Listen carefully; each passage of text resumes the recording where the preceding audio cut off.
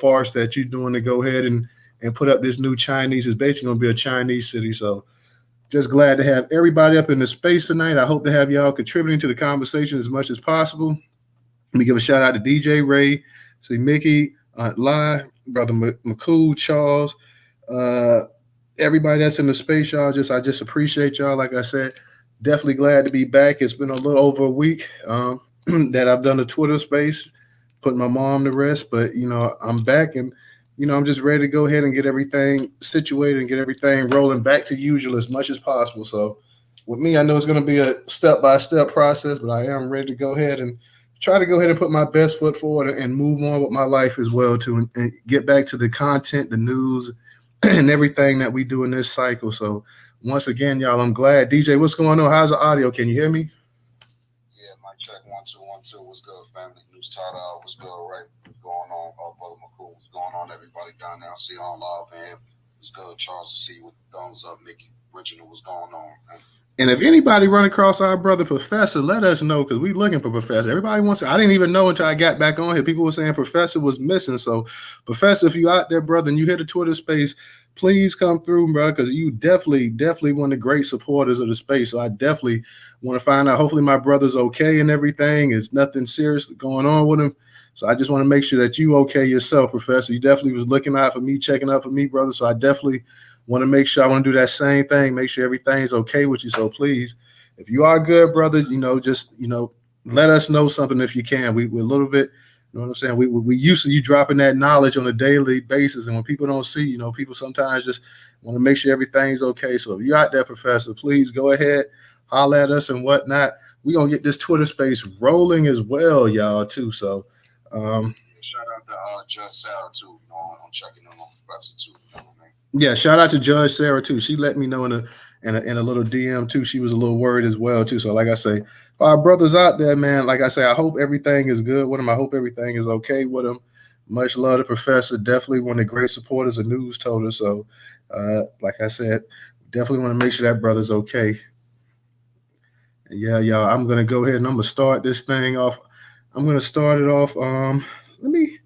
Let me start off on the Brazilian butt lift thing, man, because this is crazy. Like at this point in time, like we have a lot of crazy stuff going on with this Brazilian butt lift thing, and I just kind of wanted to just touch up on it.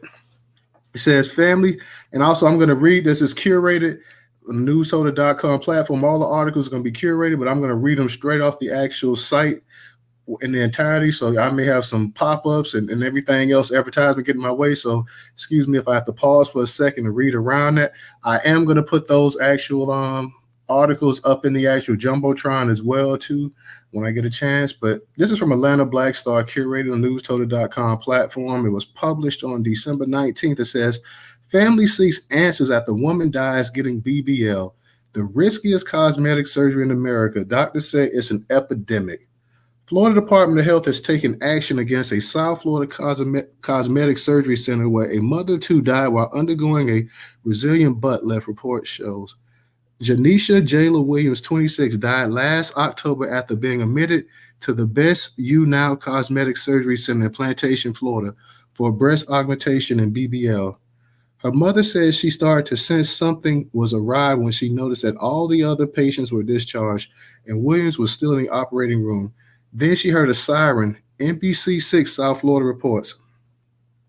I was asking every hour, how's my daughter doing? How are things going?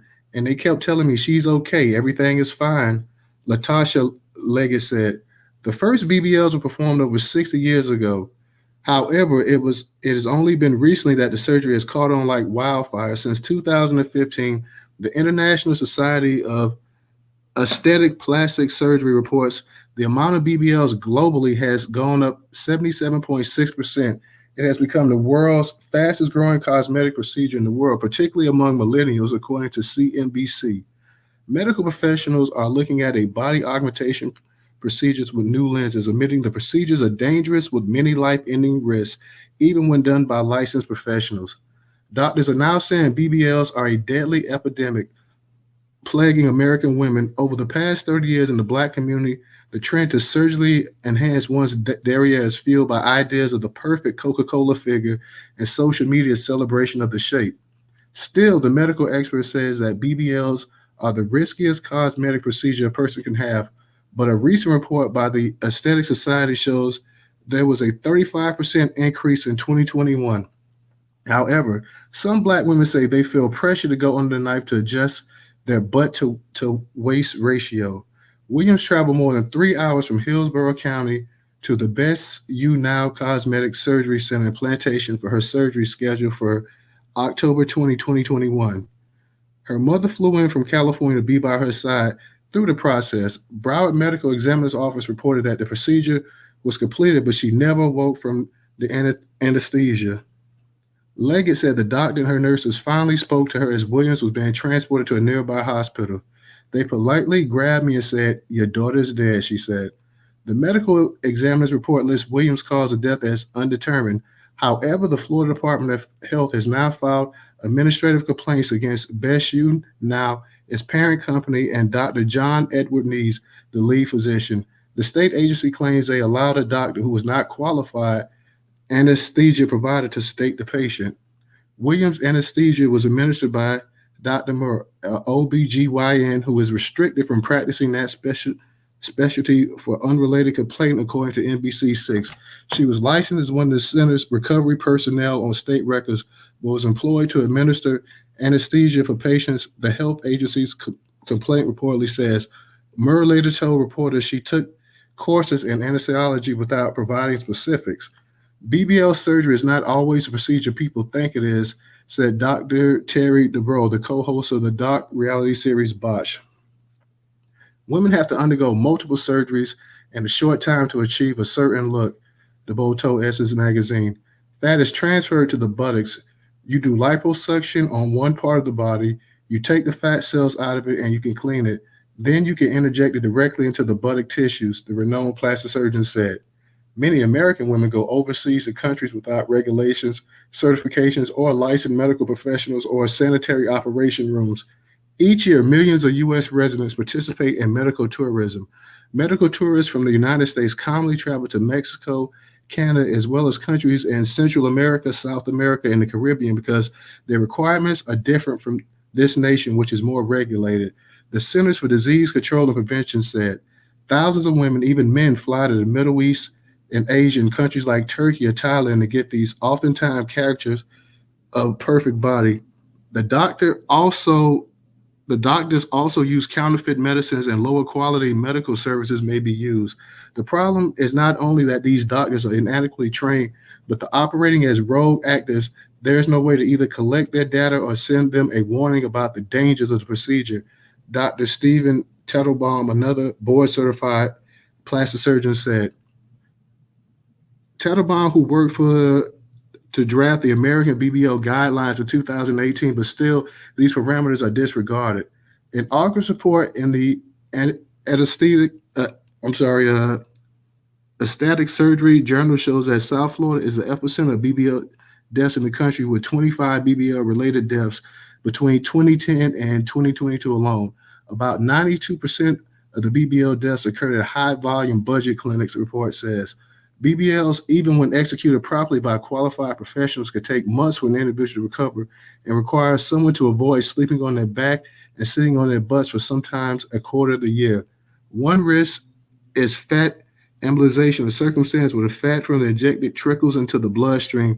This becomes dangerous because the blood can carry it from the lungs or heart, causing severe damage. The butt is also a vital heart artery that can be damaged during the operation. If injected into the wrong area of the butt, the fat can also enter that artery, clog it up, and impede the blood flow to the heart and possibly cause death, the inside reports. Some women also get a procedure where the fluid builds up underneath the site of the surgical incision and becomes infected. Issues may also arise years after the implants are inserted, especially if they're synthetic and made with silicone. Mir warns that these kinds of surgical enhancements may erupt decades after an individual receives them. Dr. Tanzan Mir, a New York-based plastic surgeon, said the internet is playing a huge role in promoting the surgery. It's an epidemic that's actually getting worse as social media is becoming more popular, he stated. Once the introduction of smartphones and social media came around, you get people literally in recovery rooms filming themselves and posting it. The president of Rhinoplasty Society and former president of the New York Regional Society of Plastic Reconstruction Surgery told CNBC. Top celebrities have spoken out about the dangers and hope to change the obsession of going under the knife. Singer K. Michelle went public with her removal surgery in 2017 on a Real Talk show. I've always been curvy. It wasn't enough. I thought I wanted to take it to the extreme, she said. Then after the surgery, she started having complications, thinking it might be from disease like lupus. We discovered that my butt is so big, my legs are not holding it. People don't talk about that, the singer whose real name is Kimberly Michelle said. Imagine if you don't have the money to get it out. You got these butt shots and you're in pain, but you don't have the money to get it out. Rapper Cardi B recently opened up about her removal process, going on very platforms many young black and brown girls search to find their doctors. The Grammy Award winner went to her Instagram Live to reveal that she has removed 95% of her implants. The Bronx musician who uses her sexuality and her body in a lot of her marketing for her album said, when it comes to BBLs, if you want advice from me before you get the BBL done, you have to make sure your blood levels are right. If a doctor says your blood levels are too low or you have diabetes or whatever, don't do it. She also said that she is not against plastic surgery, but the BBLs she warned against. Still, doctors have advocate plastic surgeons said they don't look at celebrities and your social group for inspiration. Do it because you want to for yourself. So that's pretty much it. Basically, the rest of it saying that hey, if you really want to do the surgery, go ahead and do it for yourself. Don't do it for other people in entertainment or whatever. Dangerous surgery. If I say this right here, you want to maybe go ahead and leave the surgery alone. Take what God gave you. If you feel a need that you want to do that, try working out and doing different things. It may not get you to the derriere and the butt that you want, but it's sure better than having poison injected into you. Let me give a shout out to my girl Diane on excuse me, on YouTube as well. How you doing tonight, Diane? So that pretty much was it for that article. I think we can all agree that we have a ton of these surgeries going on in the black community, but it ain't just black women that's getting it either. We got a bunch of white girls sitting up here with bubble butts and stuff like that, and we know white girls were never built like that, and all of a sudden, I think you got just as many white women, if not more white women, getting these BBL surgeries as you do black women as well, too. Let me give a shout out to some more of our people that's coming in. I see Volvo up in here. So how you doing, Volvo?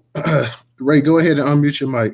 I can't lie, man. This is kind of a double-edged sword topic because, obviously as men, we like to see it nice, but, we just gonna keep it real. But if it comes at the cost of, our sister's health, I mean, is it really worth it at the end of the day? Like I was looking at a famous singer, Kiki Wyatt. If you go to her videos now, you'll see even she's got the BBL. And Kiki Wyatt, she doesn't need a gimmick. This sister is extremely talented. I'm on record saying I think she's seen better than Beyonce. She's one of the greatest vocalists, of our generation. Even she's going out and gotten a BBL. As the article said, man, I was listening very closely. There's a lot of pressure that's going on, obviously from, just day-to-day life, social media to have like this perfect figure or whatever. But I don't know about you, I guess, I grew up in the 90s, we didn't have all that, and women were still very beautiful. Like Leah, for example. Leah, wasn't very voluptuous. She was just beautiful. She could sing. And her, she got by on her talent. She didn't really need a gimmick because she had so much talent. But that's all I really wanted to say on that, brother. I would like this phase to hopefully die down. I just don't see it happening, man. But, I just hate to see our sisters going up under the knife and dying like this, man. They're too young. And I land on And I can't disagree with what you said, Ray. Like how you said Aaliyah, you got Aaliyah. Then think about all the TLC. They were pretty much petite type women, but yet all of them were good looking women and stuff like that. It was like back in the day, like men like women with behinds on them and stuff, but it wasn't the end of the world. Like if you saw a sister, she didn't have a big behind. I mean, it wasn't like the world just stopped or whatever. It was a ton of black women back, in the 70s, 80s, 90s. That didn't have, these hour-shaped bodies like they say in these Coca-Cola type with these small, tiny waists and these big behinds sticking out or whatever that was still considered sexy and still considered gorgeous women and stuff like that. This stuff really, if people want to be honest, when you start getting the Kardashians on TV and you start getting Kim Kardashian really made this surgery popular because then she made it to the point that you had, I think, and this is just my personal opinion, you start seeing white girls saying, okay, well, I like Kim's body and this and that. I like the way Kim did what she thought was a stereotypical black body, with the small waist and the big behind sticking out or whatever. You start seeing white women starting to get these surgeries left and right. Then I think you start having black women say, well, damn, like, and not all, but quite a few black women say, well, damn, am I really going to be letting this white girl, this is the type of body that we naturally have. Like, so if the white girls are going out getting and spending all this money getting these type of bodies, and, we got to go out here and do the same thing as well, too. And I'm sure with the influence of with music and everything, and on the videos, you see all the girls with the behind sticking out and the thongs and this and that. I'm sure that probably, some sisters with low self-esteem and whatnot look and say, well, I don't have that, but I like to have that. And boom, we just had an explosion to this day too. But one thing, like I said, I think it's really been underplayed, the amount of white women that's actually got these BBLs. Because I grew up in the 90s and white girls weren't thick. Let's just be honest. For every one white girl that you saw thick, that she was like the exception to the rule. She was not the rule. So you're starting to see more and more white women with bodies like sisters and stuff like that. So I think that too is playing on some of the psyche of some of these black girls, saying that, hey, if the white girls are going to be shaped like that, and we already got a bunch of black ones like that, then I need to go out there and I got to duplicate what they're doing as well too. You got it, Ray. No, I was just gonna add, it's not just BBL. A lot of white women, they go out and get, getting their lips done, and things like that. It's not just BBLs. So that's all I really wanted to add. When you speaking about TLC, like I said, they didn't need, big ass and big titties and all that stuff.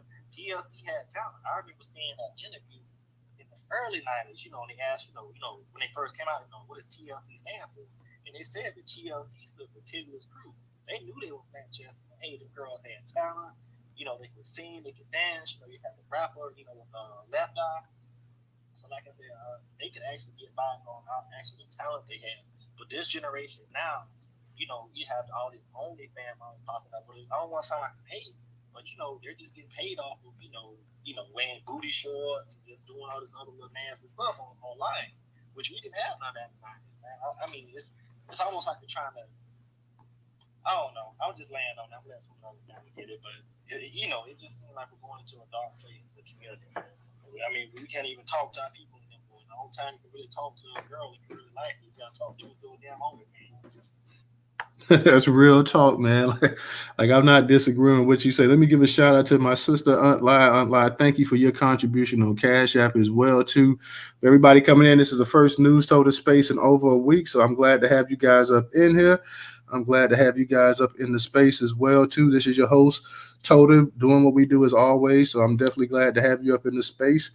Let's go ahead and get to, I see Volvo, what's going on? Go ahead and unmute your mic.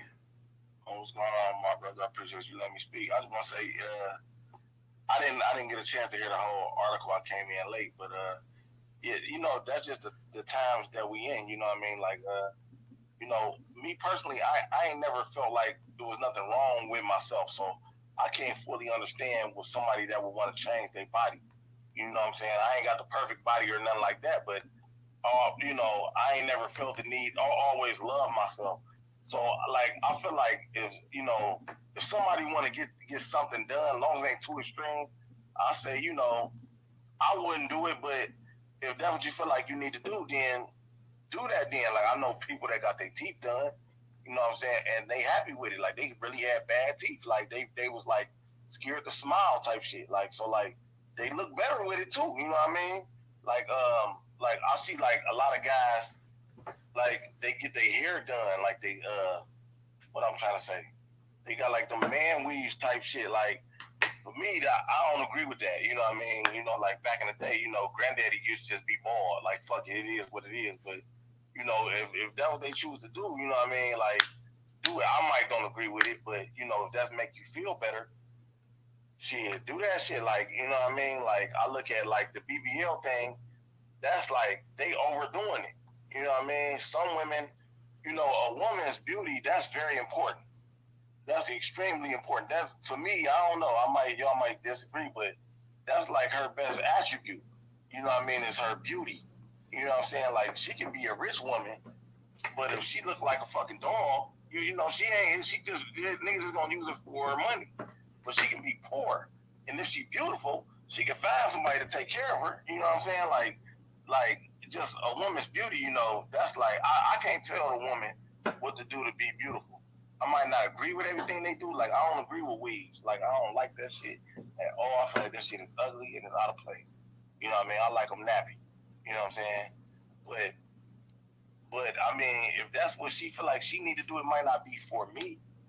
You know what I'm saying? But if that's what she need to do to get beautiful, then I can't, I can't get in the way of that. It just ain't for me. You know what I mean? I appreciate you letting me speak, bro. Hey, no problem, man. And my thing is like, if a woman wants to go ahead and enhance their beauty, I don't care. I mean, I don't have an issue with it. It's just what this Brazilian butt lift thing is that it's causing some severe, some severe health issues with a lot of these sisters as well too. So, if it gets to the point where it's going to severely impact your health or potentially kill you, then I think you really, really have to start to factor in is having a nice rump really worth, my organs shutting down on me. So that's the main thing, is that it's becoming an epidemic to the fact that, a lot of these women know that this stuff is killing them or severely messing them up. And the women are still like, well, hey, I'll go ahead and I'll still do this because, I see on TV that all these women, or I see on social media, all these women, they have big behinds and this and that right there. So that's the point real quick, Volvo. I think that people got to kind of look at that. Hey, it's your body. You can do what you want to do. In the same breath, that you got a lot of people, a lot of women seriously getting sick every year, and especially in the South Florida area, women are going down there and they're dying from these procedures. Then you got the ones that go out of the country to these little rinky dink spots and stuff like that, getting damn semen and everything else shot up into their behinds and whatnot. So you have to really, I think you really just have to factor in the long term impact or whatever. At one time back, I think some of us that's old enough, we can remember back in the I remember being a kid in the late 80s, early 90s and stuff. You started having a lot of women developing breast cancer and having cancer and stuff like that because these silicone breasts that they were having at that time, were rupturing in their body and stuff and leaking and stuff like that and making these women severely sick and whatnot. So that's the only thing that, yeah, we understand that the sisters want to have a nice behind on them and this and that or whatever, and that's cool and that's fine or whatever. Men, as men, we are going to look and stuff like that. We are attracted to that, especially black men, let's be honest.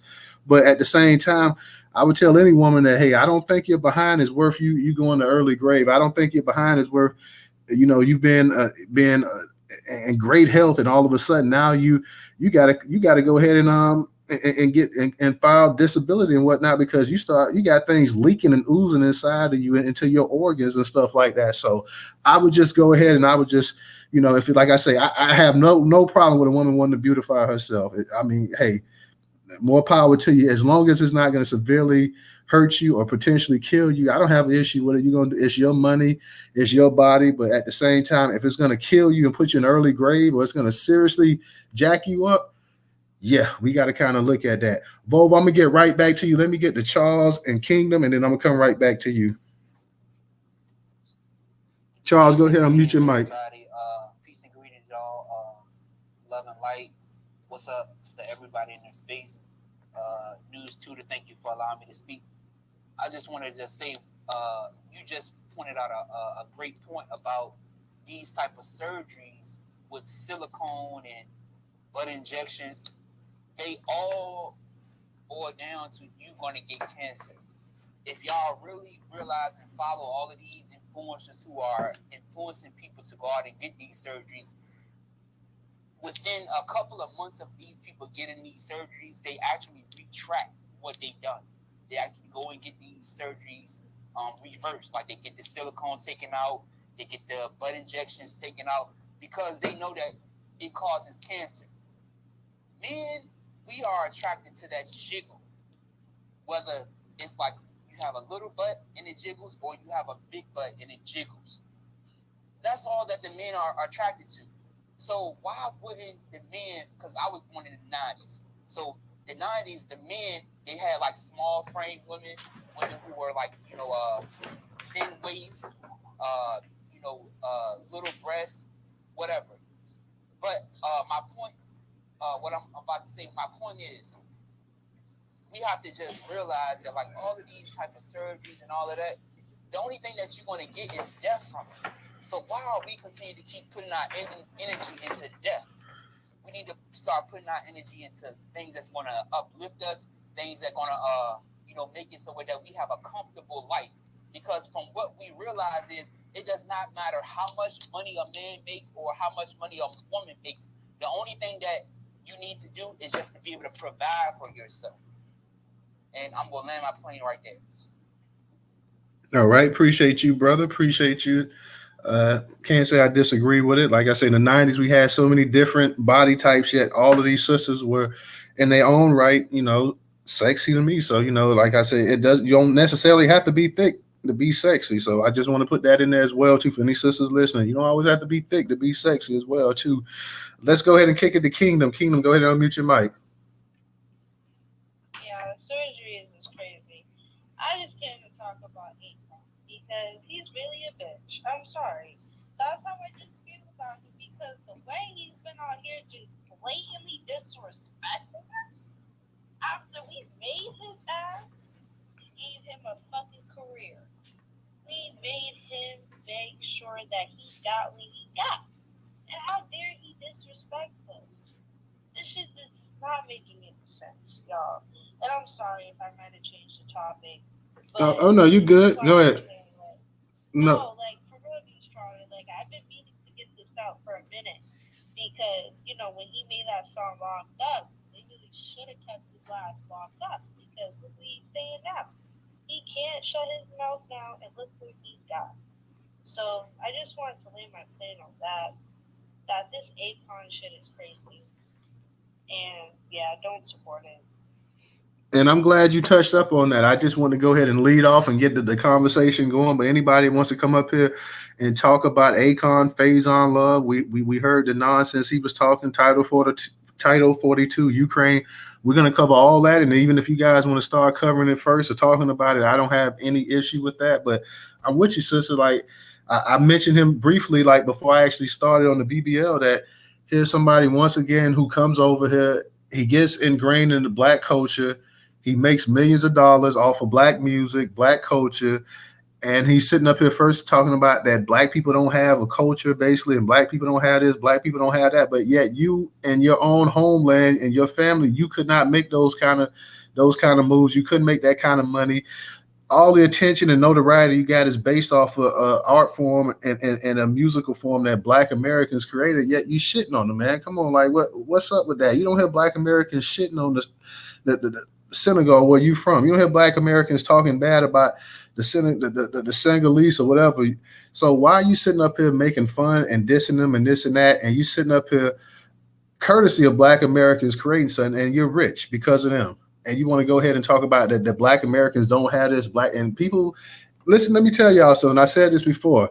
Until you start having these black entertainers, okay, I don't know what Black Americans that their issues are, but until you start having these Black Americans sitting up here actually saying something in hip hop and R&B and the rest of this, instead of they hear this stuff all the time, people dissing Black American culture, and it goes in one ear and it goes out another, and they don't want to create any kind of fracas, anything like that. They just go on mind. Until you start having them checking these people, you're going to constantly keep getting this insult like that. So you constantly keep getting that a lot of these Black immigrants came to this country, ingratiate themselves with Black American culture, and set up and got generational wealth with them and their families, and then they want to sit up here, and the first thing they want to do is throw mud on Black Americans, and then other Black Americans in the art form sit up there and they take pictures with them and they smile and they laugh and they act like it's all in Justin's just good times and stuff like that, and they won't say anything. Like, look, you're not in a predicament to sit up here and run down Black Americans, my friend. Like, come on, we couldn't go to your culture and ingratiate ourselves with your people and become wealthy off of it.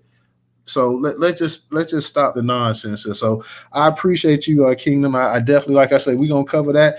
And anybody else wants to talk about that, any other topic that's on the that's up here tonight, please feel free. Just go ahead and raise your hand.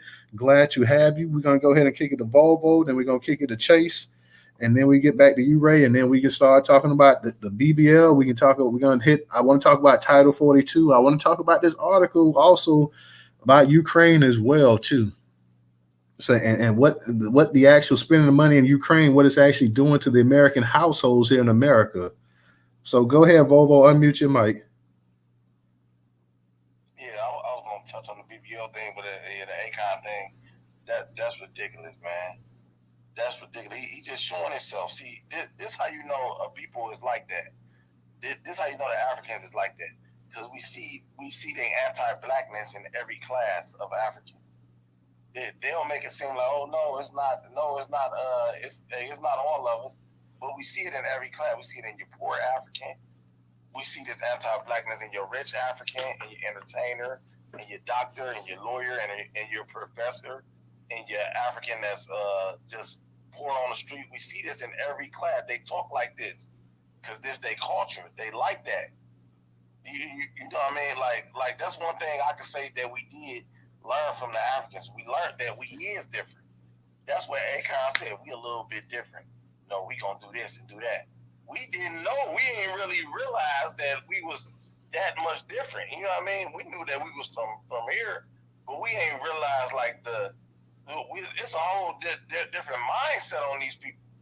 You know what I'm saying? Like it's a whole different mindset. You will never see us go over there and then try to shit on their culture, get rich off their culture save us, and then we try to shit on them at the end.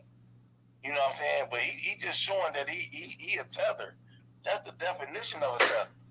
He been sitting around him and Busta Rhymes. If you look at Busta Rhymes that started in our movies. He been rapping like a black American forever. We growing up, I grew up on Busta Rhymes. Well, I didn't grow up on his music per se, but you know, just his radio stuff. You know what I'm saying? Like I grew up on that. You know what I mean? Like waiting on the new Busta Rhymes video to come on the box and all that. We didn't know that he was Jamaican. We didn't know that, and nobody knew that. Nobody cared. He just had a dope song. You know what I'm saying? But they've been showing us who they are. They really are like that. When you see it in all classes of people, that's how you know they like that. I'm gonna use one last example, then I'm gonna land. In white people, you see racism in the poor, crackhead white people. You see it in the professional white people, the middle class white people, the athletes, the kings, the queens. You see their racism in all classes. That's how you know that white people is like that. You see their anti-blackness in all classes of Africa. That's how you know they like that. I appreciate you letting me speak, bro. No problem. Chase, go ahead and unmute your mic. All right, man. What's up, Newstoter, DJ, Ray? Hey, what's going on? I hope y'all doing good, man. Happy holidays for what it's worth, you know. I'd like to touch on the BBL thing and those surgeries and segue right into Akon. You know, when they started that whole stock culture stuff, you know, with Luke and all that and everything like that, you know, our sisters was already bad, man. You know, I really don't understand. I guess it's because I'm a man, but I really don't understand why is there this need for this plastic surgery? Why is there this need for letting, you know, for you getting anesthesized and then going up under the knife? Why? You know, you're beautiful just the fucking way you are. You know, that's the way the Creator made you. That's why black men love you. And then, you know, they started this stock culture shit, and everybody's all into getting their breasts done, getting their butts done, because they think strippers are winning. You know, this was a lie that was promoted and everything. And now you look at, man, you scroll down a sister's Instagram. You know, what type of pictures are she taking? She's showing her assets. You know what I mean? Half clothed, half naked, and that's supposed to be what us men like? No, that's nothing but trying to catch some rich dudes. That's all that shit is. Well, you see what trying to catch something is leading y'all. It's leading y'all to an early grave. And I'm sorry, but I'm not sorry. I don't feel sorry for that. You know, I like my sisters natural. The sisters that refuse to go through all of that stuff because they understand their worth. You know, I could rock with them sisters. But the sisters with this body dysmorphia that they got, man, go get some therapy or something. But when your ass die up underneath the knife and all that, Don't be telling folks to contribute to your GoFundMe. After your ass passes away, or you just become so critically damaged. Your ass cheeks is gone. You can't even move right. Now you really messed up because you tried to do what? And I'm gonna segue right into Akon. Why in the hell is everybody surprised? How come every time something happens with one of these tethers, everybody starts acting surprised? Everybody started getting mad, then it'd be like, oh wow, y'all went and bought their albums. Y'all went and bought them. Y'all made this man a millionaire. Y'all made him to the point to where he's untouchable. Now he's got money and talking shit. And we sitting up here on Twitter talking about it. Okay. I don't know why. I don't know why folks are surprised about that shit. I land on that. All right. Always glad to hear you chase up in the spaces. Always glad to hear you up in there. Let me go ahead and Vovo, I know you spoke. Let me go ahead and get my brother Maku real quick, and then we'll get to you and Ray. And then I want to go ahead and I'm gonna touch up on either the title 42. I'm gonna touch up on the Ukraine as well. But as you all know, in the news, so the Twitter space, we can always go back to whatever topic that you want to. So, brother Maku, go ahead and unmute your mic. How you doing tonight, bro? Hey, how you doing, Newstoter, man? Again, definitely condolences to you and your family. Shouts out to everybody in the room, Bravo, Chase, everybody, man. Aunt Live, my girl, Trouble, everybody. Man, I'm a DJ. What's going on, D? Ray? I'm gonna just say this, Akon. I'm like, well, Chase. I'm not surprised. I was always kind of suspect about this dude. He latched on even to our culture, even when he got popping with Jeezy. Jeezy is a foundational Black American, and Akon got popping from him. Akon, a young Jeezy, but now I guess he is a lazy nigga. One of them lazy niggas he was referring to. The BBL, I just look at. I'm very suspicious of any female who gets surgical work done on herself, because if you will cut yourself like that, you'll cut my ass. You know what I'm saying? And I mean, that's just logically thinking. You know what I'm saying? If you willingly go to the doctor and right, baby. Right. If you really go to the doctor and then endanger your life, I can't feel safe around you. I'm not gonna feel safe. I ain't gonna feel safe bugging you. I ain't gonna feel safe playing with you. I'm gonna be looking, man. I ain't even gonna want to sleep around you for real. So I've never got that about females cutting on themselves to make themselves look quote unquote better. I'm always asking the question of who you trying to look like, And for the next part, I mean, my uncle always, well, my wife's uncle, late uncle, used to say to her and me, man, every time I see a female with all that paint on their face, they look like circus clowns. So when you cut yourself and make your ass look bigger, you just look like a circus clown. And I don't want to be seen with no clowns, because I'm a serious ass motherfucker. So I'll land there. I'll come type 42 in Ukraine, because I'm dying to hear this article. As always. And matter of fact, I'm going to touch up on that. I'm going to touch up on one of these articles real quick. Bobo, I'm going to get to you guys. I just want to go ahead and get that content out there real quick. And then, like I said, you guys are more than welcome to come back to the BBL, because you know how we do it here. Whatever topic you want to talk about, you're more than welcome to go ahead. But we also want to go ahead so everybody can hear the actual reports as well, too, and just let them, if they want to speak on that as well, they can speak on it, too. So let me go ahead real quick, and we're going to talk about this is from Mogadam Nation. I always have a hard time pronouncing this. Is while Democrats cheer more billions for Ukraine war, inflation is costing U.S. households $10,000 a year.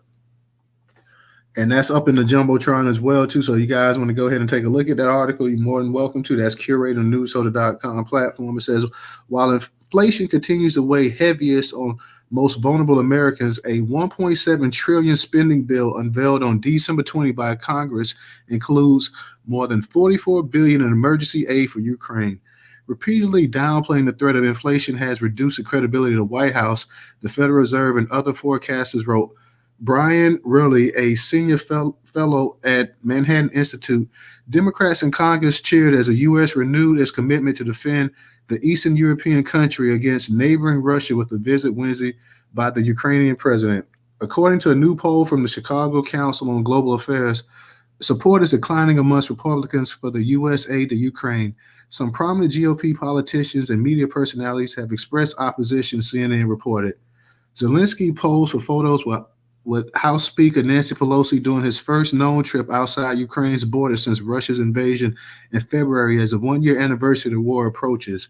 As of October 2022, the U.S. has committed more than $18.2 billion in security assistance to Ukraine since January 2021, creating boom times for weapon manufacturers and defense contractors such as Lockheed Martin, the largest U.S. military contractor.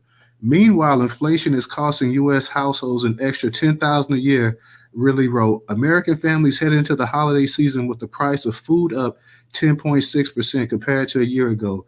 Gas and energy prices up 13.1%, and transportation, including car prices, up 14.2%, according to the November CPI report from the Department of Labor. Wealth inequality expert Dr. William Sandy Darity recently called out inflation and the Fed's efforts to fight it through interest rates hikes, other methods that disproportionately hurt Black Americans. Black Americans have always experienced higher unemployment and lower wealth than their white counterparts, Darity argued in response to Booking's article. I contend the impact on racial equality is more unsettling when the Federal Reserve pursues tight monetary policy when inflation is present or imminent than when the Federal Reserve pursues looser interest rate policy to stimulate the economy, Darity wrote. It is clear that a Paul Volcker-style aggressive use of Federal Reserve's traditional instruments for fighting inflation can produce a savage downturn with harmful effects for most Americans, but disproportionately so for Black Americans. The Consumer Price Index rose 0.1% in November, bringing the 12-month rate to 7.1%. President Joe Biden ignored economists' warnings in early 2021 that the $1.9 trillion stimulus bill could result in inflation and a supply-constrained economy, really wrote in the New York Post column. Then we were told that inflation was a transitory, a relic of corporate price gouging and Putin's price hike, he also added. The Federal Reserve also downplayed inflation, predicting 2 years ago that inflation would be 1.8% in 2021. It was 5.8%. In 2022, the Fed projected inflation would fall to 2.6. It is now expected to be 5.6 at the end of the year. So here we go again with the Fed's open market committee, or FOMC, projecting inflation rates and inflation rates of 3.1%, 2.5%, and 2.1 over the next 3 years, he wrote. Even more, a normalized inflation rate won't cancel the higher price of the past 2 years, really wrote. Since Biden took office, the cumulative 13.8 inflation is roughly 10% higher than the baseline rate. This has cost a typical household approximately $10,000 over 2 years, he wrote. Darity suggested the government create a federal job guarantee as a form of social insurance to help balance the effects of the Fed monetary policy. From the standpoint of the Black community, inflation can have a disproportionate adverse effects, Darity wrote. However, a recession induced by the Federal Reserve's anti-inflation measure is also likely to have a disproportionate adverse effects on Black Americans. For example, the racial wealth gap widens as Black compensation falls more than white compensation. If we want to unbridle the Federal Reserve's inflation fighting capabilities, we must minimize the repercussions of an economic downturn. A federal job guarantee is essential toward that end, Darity concluded. So while we're talking about sending more and more money to the actual Ukrainians, we see that the household, the impact that it's having over here in America, $10,000. I think everybody that's in this space here that goes to the grocery store, that fills up their car, that has an electric bill they're paying, could tell you that when you look at the actual receipts or your bills, that it's much higher today than it was, let's say, 2 years ago. Prices don't seem like they're coming down anymore. We saw the housing market boom and everything else, and just the actual what it is to pay rent out there for the people that actually don't own a home. If you're trying to rent, that rent is sky high. So it's not going down any in a one in that 1.7 trillion uh, bill that they're trying to go ahead and give more and more money to Ukraine as if they haven't had enough. So I don't know how much more money we can give Ukraine. And now you're finally starting to see the GOP finally start to wake up. But here's the thing, here's the problem.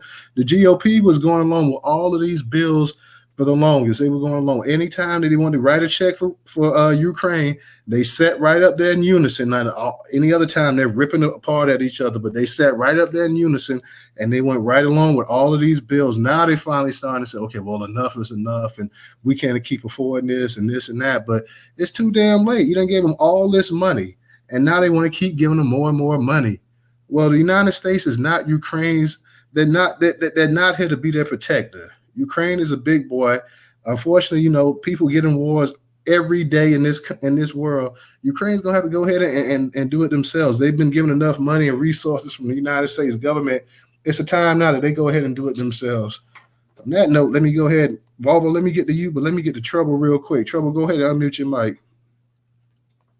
Hey everybody, shout out to the group. Much love to everyone in the space. Newstoter, I hope you're doing well, brother. Yeah, I'm hanging in there, sister. I appreciate it. Much love to you.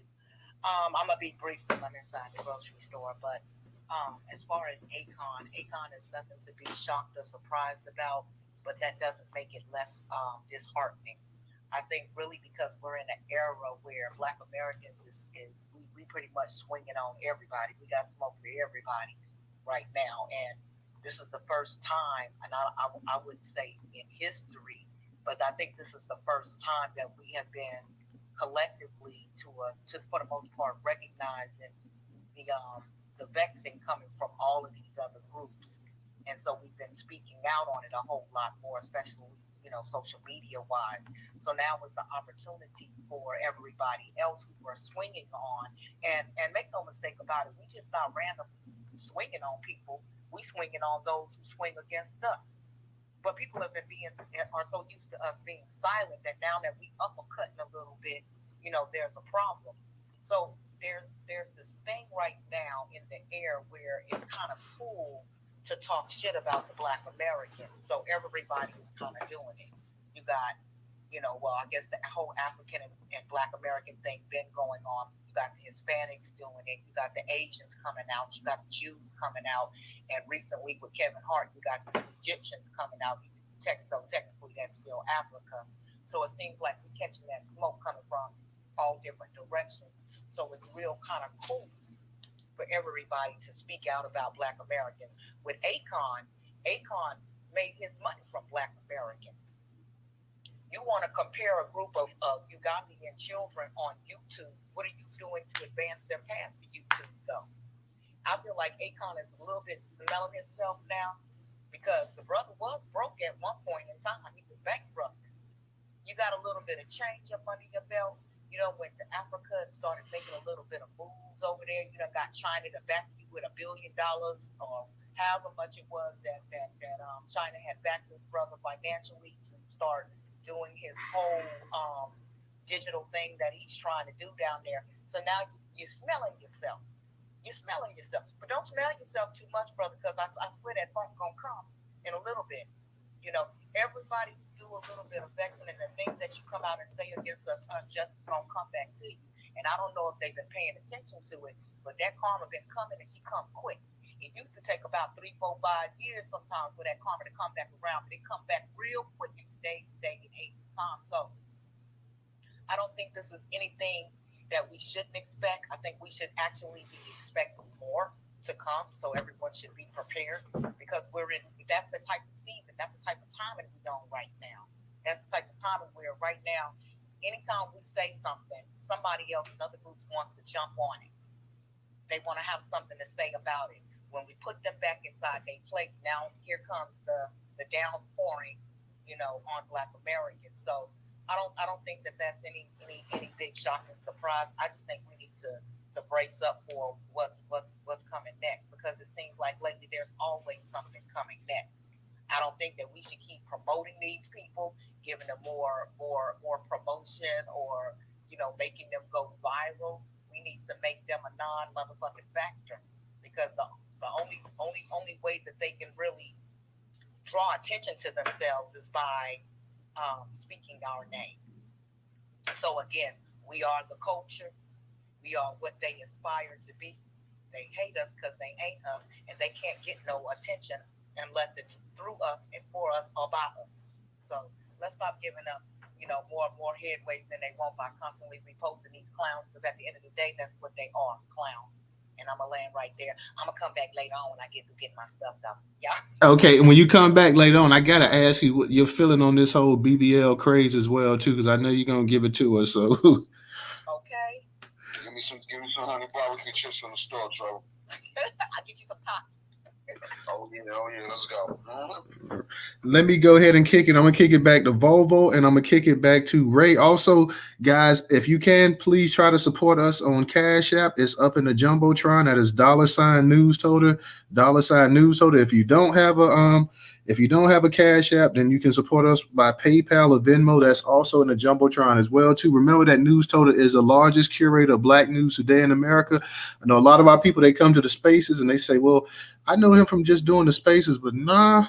Newstoter has their own media curation platform. So the spaces is just a tiny part. That's the chance it gives us to connect with our people. But the actual website, Black-owned news, Black-owned content, Black culture, Black entertainment, Black politics, Black education, that's where it all starts off at. So that's our actual platform there too. Like, we're on Twitter and we have a Newstoter platform on Twitter, but we have our own platform. And when we ask for support, that's what we're talking about, supporting us as we support other Black-owned news and media outlets as well, to curating their content on that actual platform. So yes, it's Black-owned, Black-run, Black-managed. So when you support Newstoter.com, you're supporting other Black-owned media outlets as well too, and bloggers. So just want to put that out there for you guys. Let me go ahead and kick it to Volvo, and I'm gonna kick it to Ray. And also, y'all, we're gonna talk about Faizon Love as well too, talking about the Black Americans that take the money and spend it on Cadillacs if they got the reparations. So we're gonna talk about that as well too. Go ahead, Volvo. No, go ahead. Yeah, we're gonna do that. We definitely gonna do that. You got it, Volvo. Oh yeah, bro. I wanted to speak on the Akon thing. Akon, he got his own fans. You know what I mean? Like, he definition of a teller, like I said earlier. No, and I don't know where everybody's from, but I know where I come from. We never listened to no Akon. Ain't nobody had no Akon album back. That was back when it was CDs. I can't even picture what an Akon CD would even look like, because we ain't never had that. We only listen to like the Locked Up song and the Juicy song, and that's it. I can't remember nothing else he ever did. So like, he got his own fans, so he gonna always be all right. So you eating, bro? Yeah, he gonna be all right. He just likes to use the Black culture to go ahead and take shots. You didn't build your whole career off of Black music. Now you want to go ahead and take shots and talk about it. You don't have this and we don't have that or whatever. So I agree with Sister. No. Yeah. I said, you eating? No, that ain't me. That's you. No, that was my bad, man. Oh. No. Oh damn. I lost my train of thought. Oh damn. No, go ahead, Volvo. My bad. Ain't nobody listen to no Akon. And I want to say, just to test back real fast on the BBL thing. That's just I don't know. That's like human nature, I guess. Like, to modify your body. If you look at it, cultures all over the world modify their body. You know what I mean? Because they feel like it's cool. For whatever reason, they do it. Like, if you look at Africa and some parts in South America, they do scarification. People stretch out their earlobes and stretch out their lips. It might be goofy to me and you, but people do that. You know what I mean? Like I'm pretty sure damn near everybody in here at least got a tattoo. You know what I mean? Like, people do that shit because it's cool, whichever way it's cool in their culture. You know what I'm saying? But as far as the BBL thing, that might be cool in the culture right now, but I feel as though this shit playing out. I never found that shit to be cool. You know what I'm saying? Oh, all right, you might want to put a little fat in your butt. So, like the brother said earlier, niggas like the jiggle. All right, that's cool. But when you big super cartoon booty, come on, man, you look stupid. Big cartoon lips, big ridiculous titties. Come on, man. No, nobody. That shit is not attractive. I'm sorry. And then you gotta look at what come with that. Like what come with somebody that's walking around with a big cartoon booty and big cartoon titties? You know what I'm saying? What the personality like? What type of personality would this person have to go out there and do that? You know what I'm saying? That's like, for me, that's like somebody that's like wearing like fake jewelry. You know what I'm saying? Like, you ever knew it? Everybody know a guy that wear fake jewelry, but he try to make it seem like it's real. Like, you be like, this guy corny. Like, that shit ain't even real. Like, it ain't even like, and it be like shit. You know that's not real. He know that's not real. Everybody know that's not real. The Chinese man he bought it from know it's not real. Everybody know that this shit is not real, but he trying to pass it off as real. You look ridiculous, bro. Something wrong with your personality. At least if I'm gonna wear some fake jewelry, I'm gonna get the good fake jewelry and wear it every now and then to make it look like it's real. Just to go with the outfit or something. Which I don't wear fake jewelry. I wouldn't wear fake jewelry. But I'm just saying, if you would, you don't wear the obvious fake jewelry. So what would it take for a woman to walk around with an obvious fake ass, fake titty? Like, there's something going on upstairs. You know what I'm saying? That's a self-hating thing for me. But people always modify their body. So if it ain't this, there's gonna be something else after that. But that's just what it is. Appreciate you, bro. Absolutely, brother. And like I say, I mean, like I say, if somebody wants to modify their body, as long as you're not gonna seriously bring harm to yourself, hey, that's your body or whatever. We know that a lot of people in the black community get nose jobs and stuff like that. We know that, especially the ones in entertainment, they'll go and they'll snip their nose in a heartbeat or whatever. If that's what you want to do, hey, fine, that's what you want to do. But I'm just to the point, like when you start and people injecting products and stuff, like, I mean, some of the house cleaner type things into people's bloodstream and in their body and stuff like that, you have to seriously be careful of that. So I just want to put that out there. So if women are thinking about doing that, also just think about the actual repercussions as well. Too, having a big butt ain't worth dying early. It's truly not, and it's not worth you being healthy and strong one day and then you all shriveled up and crippling and you can't walk, you're in excruciating pain and stuff like that. It's not worth that. It's not. It just, I can assure you, every man on here, we all know us and we know other men and stuff like that. There are plenty of women out there that are not thick or not curvy that has a man that they're cuddling up to every night. So you're not. I mean. You're not, if you're doing that to get a man's approval or whatever, which a lot of times women will do stuff like that because they want to be seen as more sensual and sexy and whatnot to the men and stuff. There are plenty of men out there who will take you just the way you are, sister. So please do not go out there and injure yourself, over something fake like that. That eventually over time, no matter how your butt looks with age, here comes gravity as well too. So eventually, no matter how fine you are, the day's gonna come where you're not gonna be fine anymore. That's just called Father Time, which is undefeated. Let me go ahead and kick that to Ray and then Brother McCool. I see you had your hand up, and we're gonna touch on Faizon and we're gonna touch on this Title 42 thing that's sweeping the nation as well too. So, and if y'all want to touch on that, y'all go ahead too. You got it, Ray. Yeah, so first, Brother Bo, I want to apologize, man. My bad, brother. Eat me a peanut butter and jelly sandwich. Had me some good old sandwich, some good old lemonade. I thought my mic was muted. My bad, y'all. But I want to touch on things on love. I want to get ahead of the curve a little bit. So he thinks that if all black people want to get our money, we're going to go and buy Cadillacs. And I want y'all to hear me out because it's going to sound like I'm kind of getting off topic a little bit. If we do, so what? Who cares? We're talking about the money that we are owed. So if we want to take and do whatever we want with it, of course, what's it to him? Normally people that say this, are people that aren't even eligible to get the money. And if you look in the Faizon Love's background, which I just did, he was born in damn Cuba. He's a damn Afro-Latino. So this dude isn't even eligible for the money, but he's trying to tell us about how we should or how we shouldn't spend it. And I will admit, if if some of us get the money, there is going to be a sector of us that take the money and they're just going to fuck it off. And they're going to buy Cadillacs and big screen TVs, and things like that. I can agree. There's going to be a sector of us that do that. But white people, because I've always heard this argument, that it's always the argument that black people are just going to take the money and just give it right back to white America.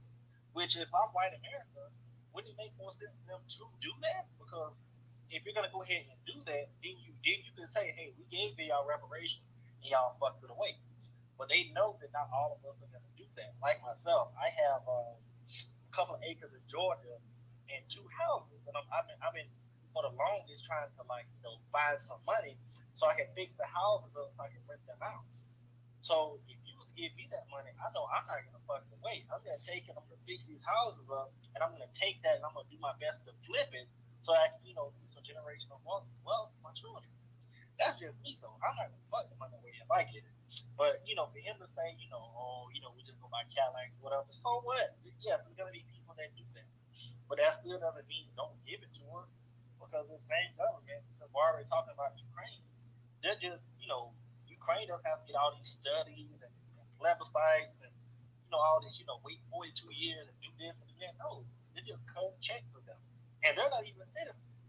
But, but the people that actually built the nation, they can't do anything for us. And that's why I get, so mad with, our people that, just continuously celebrate. I know they see it. Biden giving away all this money. Was it $40-something million? And I saw a press conference that he did. I want to say it was about 3 months ago, and someone asked the question, "How long are we going to continue to do this?" And Biden said basically, he was like, "We got money. We can do this for a long, long time."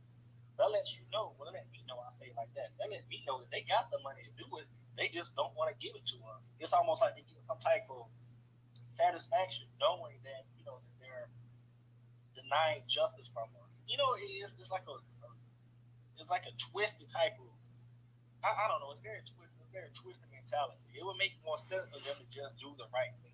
But of course, they're gonna fight. With everything we've got in this nation, from integration, getting let out of slavery, everything we've ever got in this nation, we got to fight to get it. And this fight for reparations is not going to be any different. And I land right there. Let me give a shout out to my sister, Michelle. Let me give a shout out to you, sister. Thank you for your contribution on Cash App. I definitely greatly appreciate that. Thank you, sister. I definitely appreciate that. Volvo, I know you had your hand up. Brother McCool, you had your hand up as well, too. Let me see. Brother McCool, you had your hand up. I know you had it up earlier. If my hand up, but Volvo can go before me because I like where Volvo, my man, he can go before me. Okay. Volvo, go ahead. And then real quick, y'all, I'm going to touch up on that. I'm going to touch up on that Title 42. Definitely got to touch up on that as well, too. We having all hell break loose at these borders. So I definitely want to go ahead and touch up on that as well, real quick as well, too. So Volvo, go ahead real quick and unmute your mic. Oh yeah, brother, I appreciate you letting me go first. Yeah, as far as the Faizon love thing, like I always say, that's the season that we in. We in a time of revelation. He exposing himself. He's showing himself. He's showing his spirit. He's showing who he is. Nobody knew that Faizon Love was an Afro Latino before he opened his mouth. You know what I'm saying? Like Tariq always say, "Where's your family from?" You say something foolish like that, we gonna want to know where your family from. Hold on, who's this nigga? Like, why would you say that? Like, why would you say something that ridiculous? And he showed himself. See, this the thing, right? With reparations, right? Is the money is a very important part, right? That's a very important part. That's the main reason why they jealous. But more than that, well, I won't say more than that, but number two, why is the delineation part of reparation. We gonna know who is who. So ain't no more hand behind us no more. That's over with. You instantly become off brand. See now he instantly off brand. He instantly became an Afro Latino. Nobody knew. He never told us. He was just big. He was just Big Worm to me. He was Big Worm. You think he was dope? Like, oh yeah, that's Big Worm. He funny. He want his money. He want his 200 from Smokey.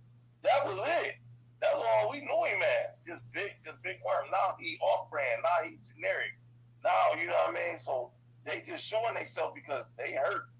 They hurt. They can't have behind us no more. But that's why we don't need y'all behind us. Because y'all saying goofy ass shit like we gonna go spend it all on Cadillacs. It's black people with money. It's rich black people that ain't spend it all on Cadillacs. Like what are they talking about? It's black people that made millions of dollars that know how to handle it, um, manage it, and pass it to their children. He just hating. He showed himself to be a tether and a hater.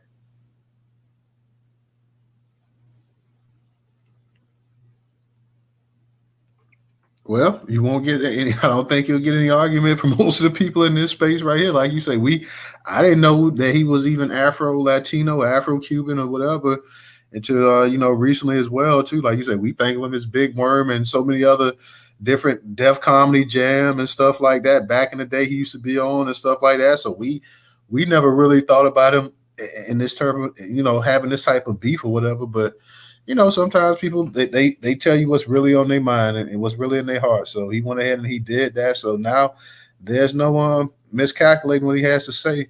Brother McCool, I'm gonna get to you real quick. Let me get to Quadid. I know he hasn't had a chance to speak. Quadid, what's going on? How you doing, man? I'm doing well, man. What's up, Twitter? What's up, Radio DJ? What's good? What's up now? What up, Jersey in the building? What's up, Jersey in the building? Yeah, I wanted to talk about Title 42 in Ukraine together. They got all this money to give to Ukraine, but reparations, they got to think about it. They got studies. They got to do all this dumb crap. Title 42.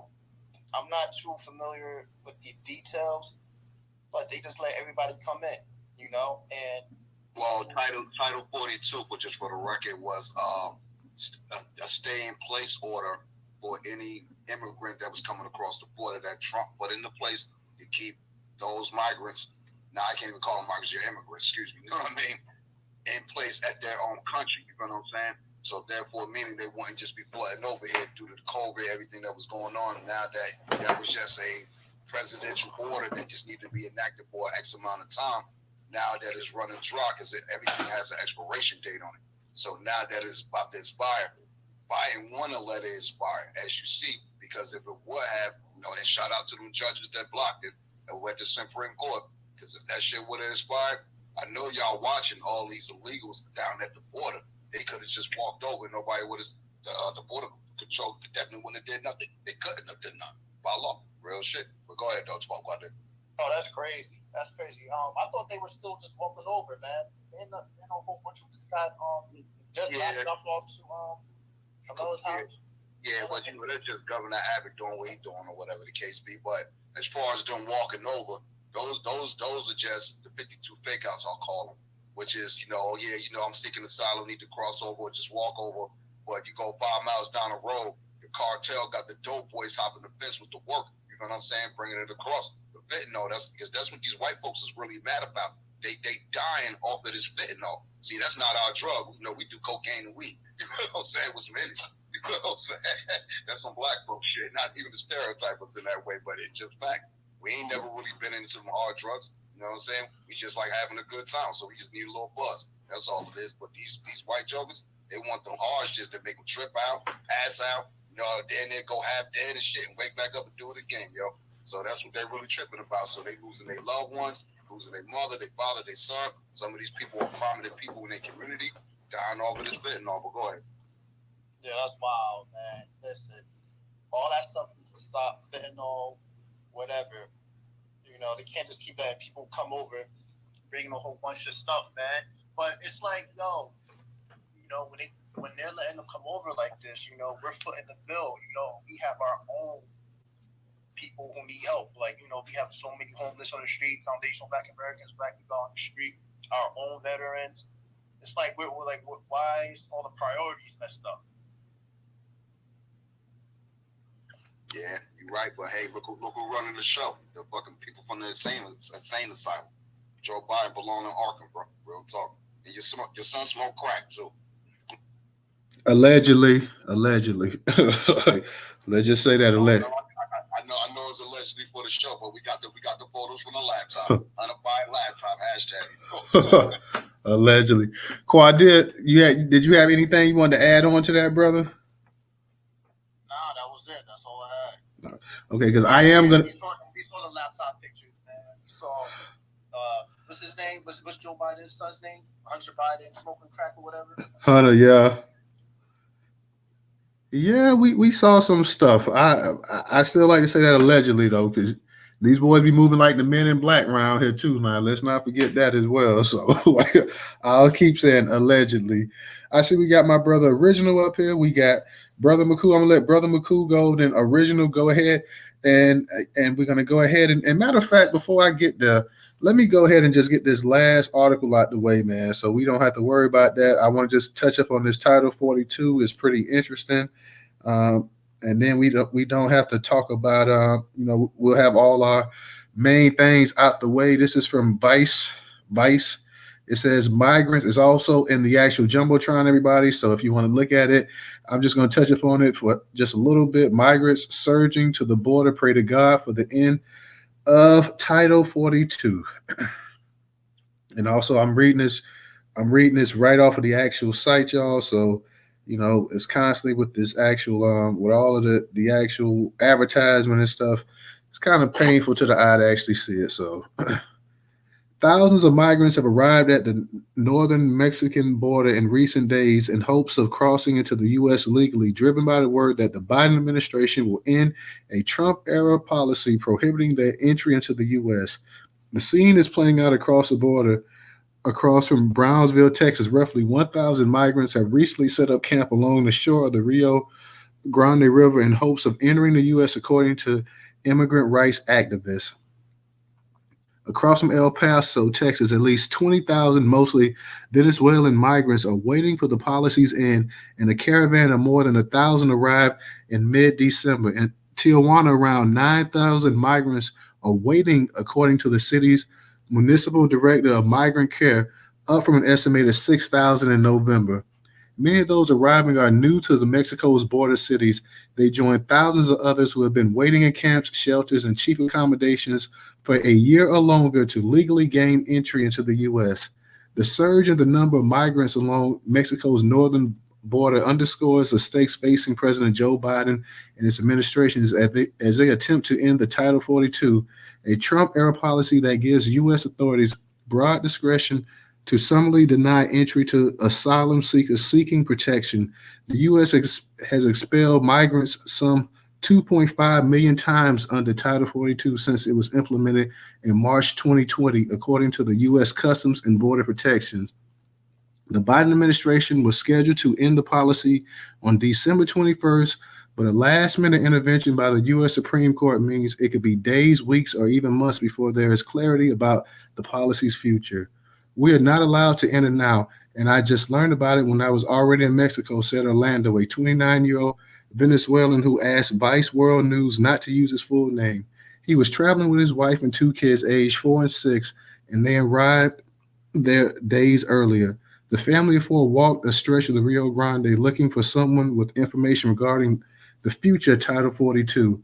I'm not sure what is next for us. I guess we will pray to God that Title 42 ends and we have at least a chance to be heard. One chance is all we need, said Orlando. Title 42 has fundamentally transformed U.S. migration policy in the U.S.-Mexico border along with it. For Biden, it's both a logistical crutch and his moral liability, as his administration has returned migrants to some of Mexico's most dangerous cities where they have been subject to kidnapping, extortion, and violence. It's also becoming the subject of nonstop legal wrangling. Venezuelans will stand to benefit the most from the policies as they can't be deported because there are no formal diplomatic ties between the two countries. Without Title 42 to justify their expulsion to Mexico, they could stay in the U.S. to pursue their asylum claims. Former President Donald Trump implemented Title 42 in March 2020 as a means to stop the spread of COVID-19 by barring asylum seekers from entering the U.S. Migrants who would have otherwise been allowed into the U.S. were instead expelled to Mexico to wait indefinitely. On Tuesday, December 21st, when Title 42 was set to expire, hundreds of migrants crossed the Rio Grande and set foot on U.S. soil in hopes that they would be admitted to request asylum, but Border Patrol agents were waiting for them, and the migrants were immediately returned to Mexico under the policy. U.S. National Guard members and Texas troopers have also gathered at the U.S. side of the Rio Grande in anticipation of the surge of migrants. They've erected barbed wire to block them from crossing the border and surrendering to Border Patrol agents. One national agent told migrants on Monday that it was illegal to cross the river and that they would be turned away. You need to go to the international ports of entry, he said of a megaphone in Spanish. But those who tried their luck at one of the ports of entry connecting with El Paso were also turned away. There were two officers in the middle of the bridge who told us it was closed for us and to go away. They didn't say anything else or where we should go, said Claudia, a 26-year-old Venezuelan who did not want to give her full name. During his presidential campaign in 2020, Biden calls Trump's policy toward asylum seekers a moral failing and a national shame. He attempted to terminate Title 42 on May 23, but Republican led states successfully sued to halt the change.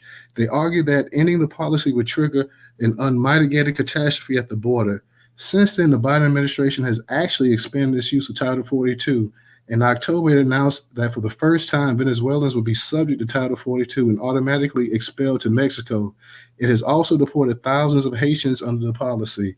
All pretense that Title 42 is a public health measure to combat the pandemic has long disappeared. Even Democratic members of Congress called for the policy to remain in place, fearful that its recession could fuel a border crisis. Then in November, a U.S. federal judge ruled on a lawsuit by the American Civil Liberties Union seeking to overturn Title 42. Judge Emmett Sullivan of the U.S. District Court in Washington, D.C. agreed, calling the policy arbitrary.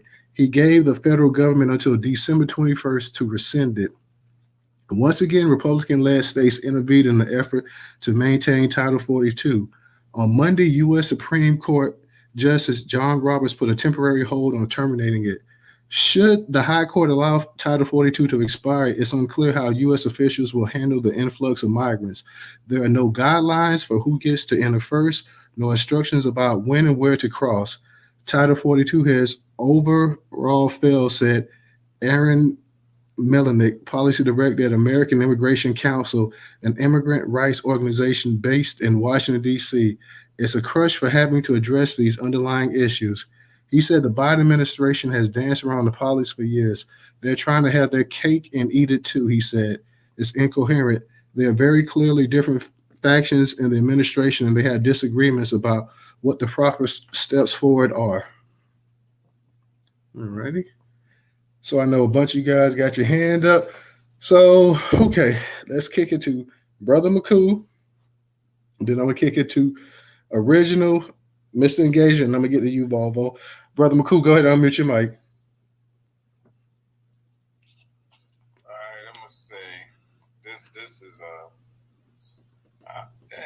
is it just me or has anybody noticed that all these fucking tethers that's really like against us getting reparations and shit, they started their careers off with foundational Black Americans. Faizon with Ice Cube, you know what I'm saying? And then he dropped off, then he mooched off of Outkast, you know what I'm saying? With their movies. I mean, all these tethers are being supported by us. I don't think it's first it was Luke, Faizon, now Akon. I mean, what's next? You know what I'm saying? I just say we need to just disengage from, not just delineate, disengage. Real tough. We just need to disengage. At this point, y'all motherfuckers ain't got we ain't got nothing for y'all. You know what I'm saying? We ain't sharing shit. Y'all ain't co-hosting nothing. You know what I'm saying? Y'all just need to sit the fuck in the back and chill.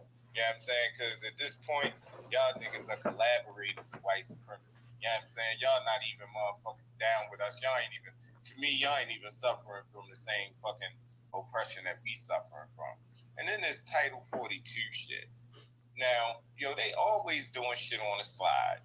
You know what I'm saying? I mean, you first president can't do something just for anybody, just for specifically anybody, but they doing shit for fucking Jews. The Jews got a fucking secretary, a 93-year-old fucking secretary, convicted.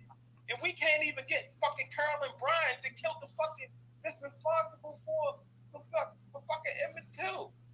You know what I'm saying? But we allow. I mean, not we allow, but they going insult to injury by giving Mammy Till a goddamn congressional medal of honor. Where's the fucking honor in that? You know what I'm saying? We are at the bottom of the barrel, and as far as I'm concerned, we didn't even need this to see that. You know what I'm saying? We didn't need this to see that for Faizon, Akon, or none of these motherfuckers. And back to the BBL craze, man. I feel like our FBA sisters with their natural gorgeous bodies. You know what I'm saying? Got all these other motherfuckers wanting to do what they do, so they get the Botox and getting all this shit and get the TV deals, and then that turn around and flip on our FBA sisters that fuck around and do that shit. I just wanna say this to all my FBA freemen women in the space. Please, you don't have to cut on yourself. You already fucking do. You know what I'm saying? Don't cut on yourself. I mean, the clown paint, that's one thing. You know what I'm saying? But when you getting to get a knife and getting to wanting to cut a titty off or wanting to get a cut a fucking hip off or some shit like that, like come on, ladies. That shit ain't crazy. I mean, men don't do that. I mean, I'm sure it's other men that, might want to have bigger abs or bigger arms. We ain't up this motherfucker getting, cow limbs put on us and shit like that. That shit is just crazy. I really, I really think that when we in the mind, we need to start walking, like Tyreek said the other night, we need to start walking in the mind frame like we already got our reparations. So when we get our money, we know what type of repair that we should even inquire about. You know what I'm saying? What even, because it is a lot of repair that need to be done here. You know what I'm saying? I mean, from the fucking self-mutilation to the self-denigration. You know what I'm saying? We need a lot of fucking, even me, you know what I'm saying? I ain't absent of this. I need a lot of fucking repair. I'm fucked up over here. You know what I'm saying? I mean, I feel paranoid when I'm around white people. I shouldn't feel this fucking way naturally. You know what I'm saying? But we in a system of white supremacy. It's logical for me to feel this way. I mean, when you got fucking immigrants coming over here, when you got motherfuckers at the border, and they ain't even at the borders now. Told her, I don't know if you even seen on my post, because I know you was out for a week, but I even posted like up in my Home Depot. All them motherfuckers just posted up outside the Home Depot, like ready to go. I'm like, yo, this shit is crazy. It feel like we really being invaded by the body snatchers and shit. I'll end it. Yeah, brother McCool, I didn't see that post, but just to get back to what you were saying, like they hang out at the Home Depot and the Lowe's because they know like the construction sites and stuff going to pick them up and use them for labor. So they just go there and they post up and they go there and they know within that day they're going to get hired by somebody for cheap labor. So that's what they do. Like a lot of them can't even speak English, but you might have somebody on that construction site that speaks a little English, go up and talk to them. And bam, you got you a couple workers for the day. So it's just that quick. It goes down like that. Yeah, you're right, Toda, because they be up here, they be hiring them. But you know what? I don't give a fuck if I got to do a job by myself. I had to do a church one time. I had to do like a bulkhead, like 20-foot bulkhead. Man, I went up to Home Depot. I couldn't find no FBA brothers. I even hired a goddamn crackhead that stood me up. And you know what? I was going back and forth to Depot. I did not hire none of them motherfuckers. I'm like, you know what? I'll do a job by myself before I hire motherfucking immigrants. I mean, before I hire one of them motherfucking illegals, for real. Because you ain't going, I'll go to the hood. I'll go to the hoodest of hoods and get a brother that look like me. I don't give a fuck what his habit or what his problem is. As long as he ain't going to steal and he got some skills, we can build. That's how the fuck I feel. I ain't even mean to rhyme that, but that shit, I'm just natural like that. That's that FBA black tastic. Bars. It's BeMoreCodified.com, BeMoreCodified.com, y'all. Absolutely. Check me out on YouTube too. Be More Codified on YouTube. All right, that's what DJ. I saw the DM. If the brother wants to come up or whatever, let him come on up and speak or whatever.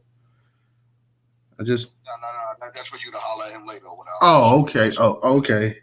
Okay, I thought he wanted to come up and speak up in the space. Okay, let me take a closer look at that then. Original, what's going on, bro? And I just want to shout out to everybody. Some of you guys I seen in the space and they come before they could actually they left, but I want to shout out everybody that reached out to me during this difficult process of the past week and whatnot. I appreciate everybody who either DM'd or they responded to the post I wrote about my mother passing away.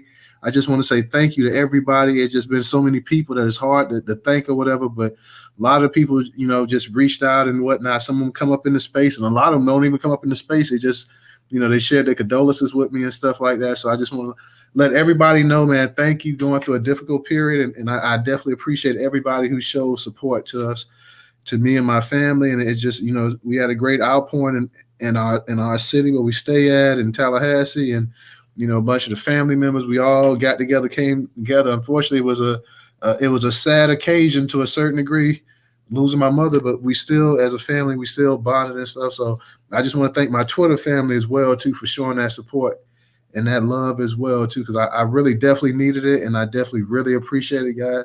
Like, I'm just not really kind of getting my feet back under me. This is the first broadcast since my mom passed, so, I just really want to thank everybody.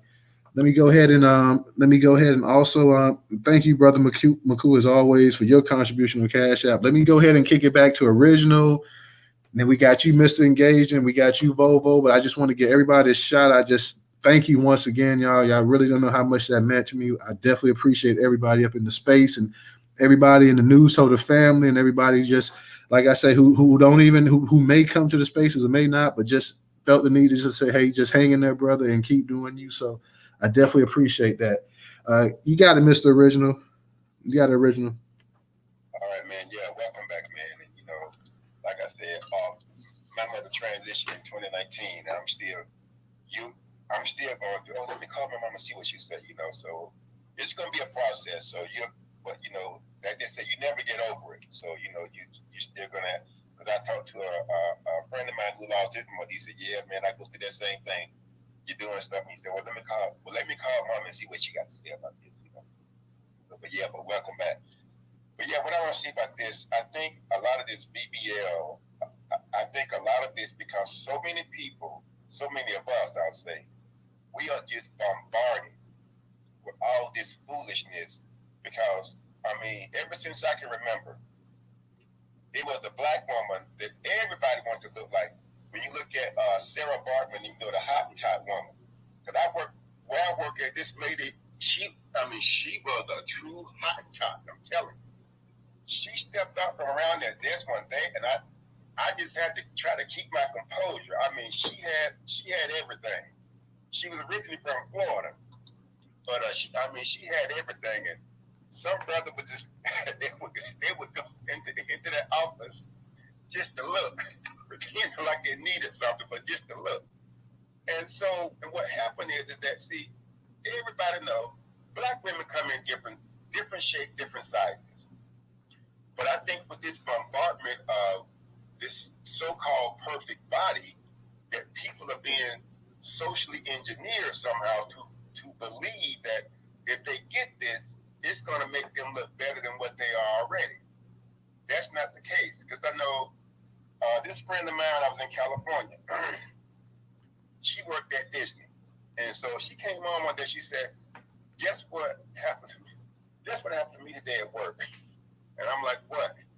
So she said, working around white people is stressful. So she went into the restroom and she was just like, just putting cold water on her face, just trying to relieve some of the stress. So this white girl comes in and she said, what are you doing? You're going to mess up your makeup. She said, I don't wear makeup. And the white girl said, I hate you. And see, that's the difference right there, because when you look at it, you don't need all this other alternate stuff, to make yourself look good. You're good just the way you are. So I'm going to leave that at that.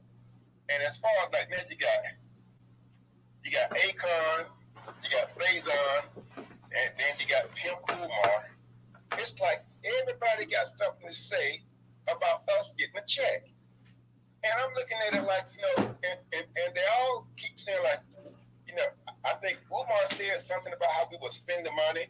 Now Faizon, I didn't hear what the latest comment. What did Akon actually say this time? Hello? Well, it's the combination of things Akon been saying. Like, let's start with like the most recent one where he's talking about Chris Brown, and when Chris Brown got snubbed from the MTV Awards or whatever show it was, white public show, that Chris Brown could have been the next Michael Jackson if he wasn't gang banging and doing drugs. That's what Akon said. But nigga, mind your business. You feel what I'm saying? On that note, and then what did you do to help Chris Brown to try to maybe stop gang banging or doing drugs? And that's even if allegedly, like trying to say. That's what Chris Brown do. So why didn't you come to his aid when the white, public institution kicked him off the stage to actually perform for the 50th anniversary of Michael Jackson? You know what I mean? He's the only one that could really moonwalk and got the moves like that. Let's just keep it logical. You know what I'm saying? Unless you talk about somebody like Michael Trapson, shout out to him, but he can't dance like Chris Brown can dance. Keep it real. So, and then the other thing is obviously the reparations. He keep telling us, we need to forget the reparations. Why do you keep telling us that? Because you're from Senegal, most likely descent from people who enslaved the Negroes over here in America. Your grandfather was probably a slave trader.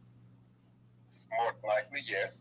Hey, real quick, I want to add something in there too with that. There's something else that Akon said that it's kind of been glossed over because of all the other mess he's been saying. But I don't know if he can't get all these doggone kids, right? I don't know if it's like 9, 10, or 11. I don't know what number he's on now.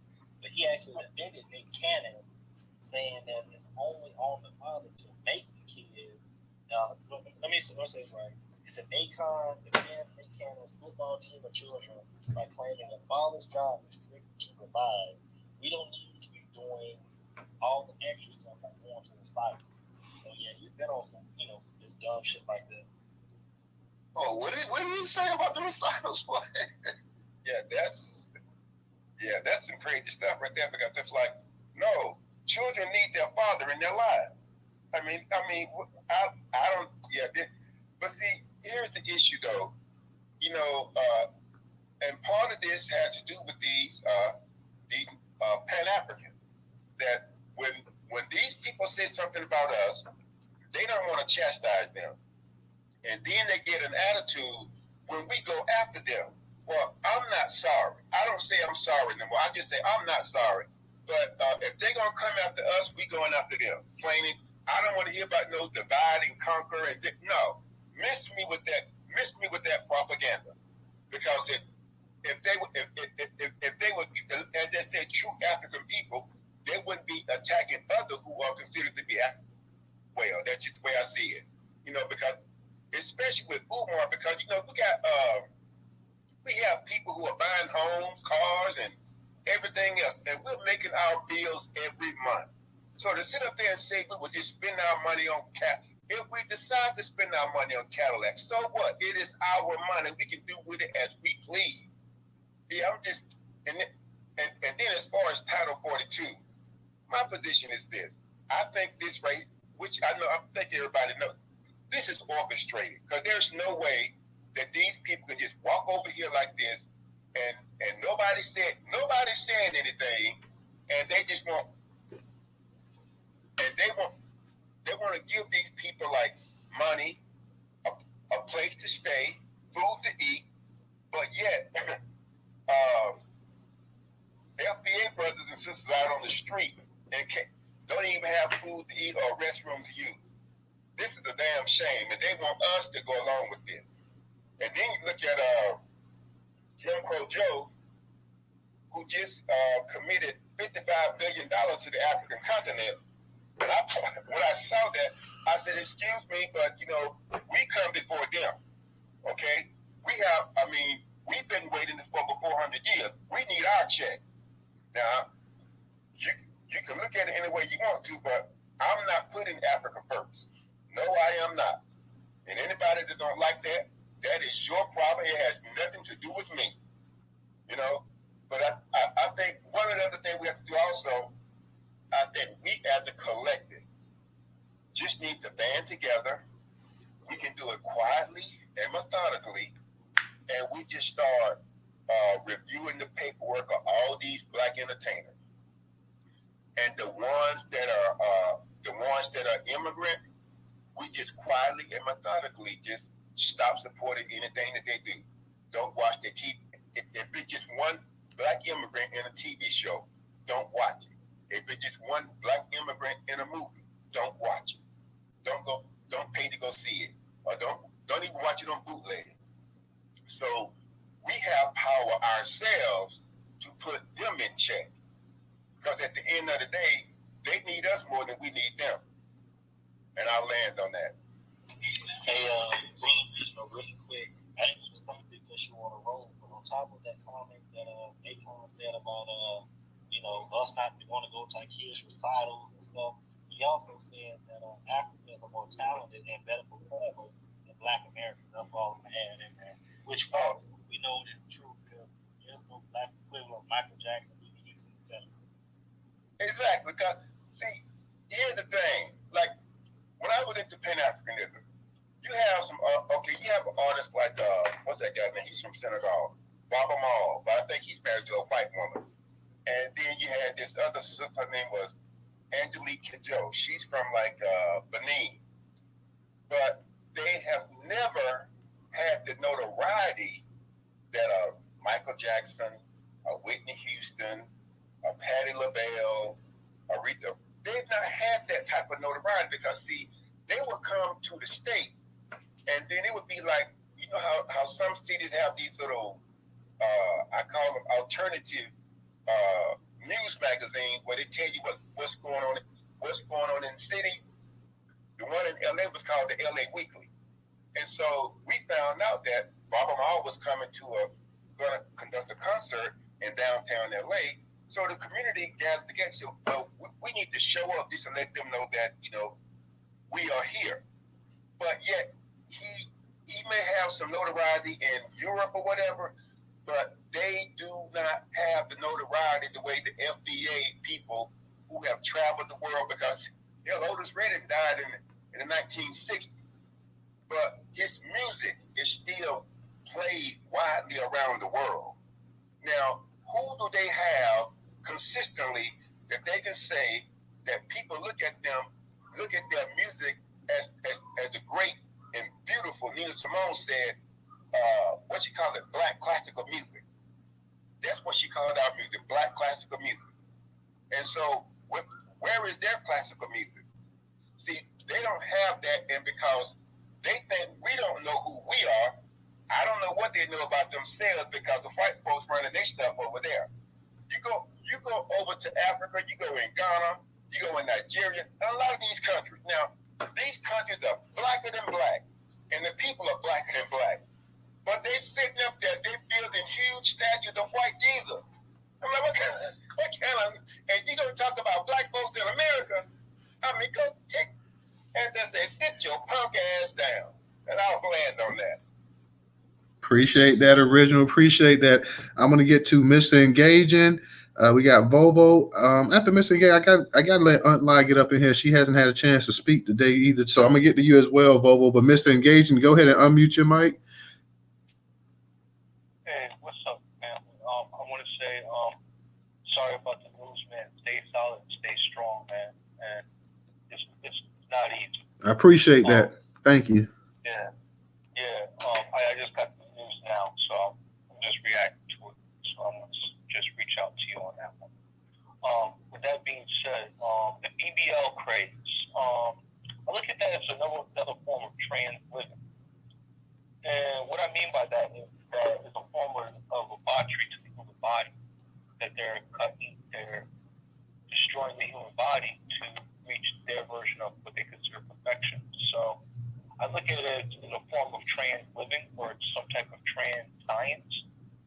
So I kind of put that all underneath the same umbrella. So I really try to avoid all that, and because it leads down to the road of transmutation and other things that I just don't agree with morally.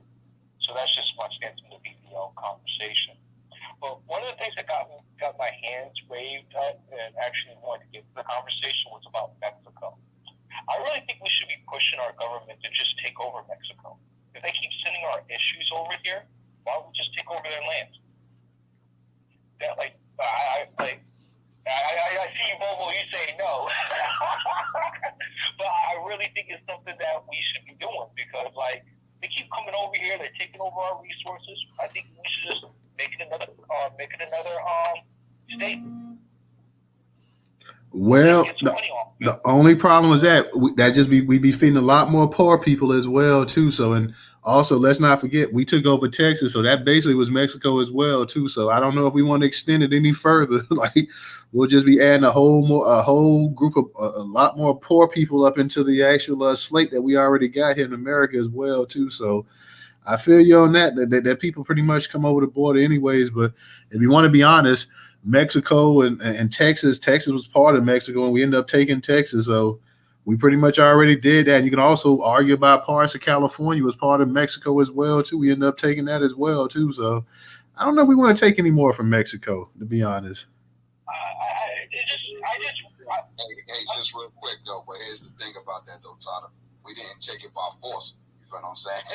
they had no choice but to sign it over because they felt that they was upset that we wanted to buy Texas, and once the Mexican Texans sold Texas to the United States government, that's when the rest of the Mexico that was closer to the Arizona, California, all the way up into the North Midwest, they got upset and wanted to compete with the government. So as soon as they threw the first shot, America launched them rockets right at them, and they lost 2 wars, and they had no choice but to sign over. You know, obviously America finalized buying Texas, and they signed over the rest of the country as, you know, hey, lay down and get down, what you want to do. So for them losing the war, and y'all people's lost, y'all Mexicans, so there ain't no need to say, hey, while Black Americans getting reparations in California, y'all lost the war, so technically y'all immigrants. Y'all ain't no American citizens. This is no longer your Mexico. That's over with. Real talk. I'm gonna kick it to Aunt Lai, and then I'm gonna get to you, Vovo. Aunt Lai, how you doing tonight, sister?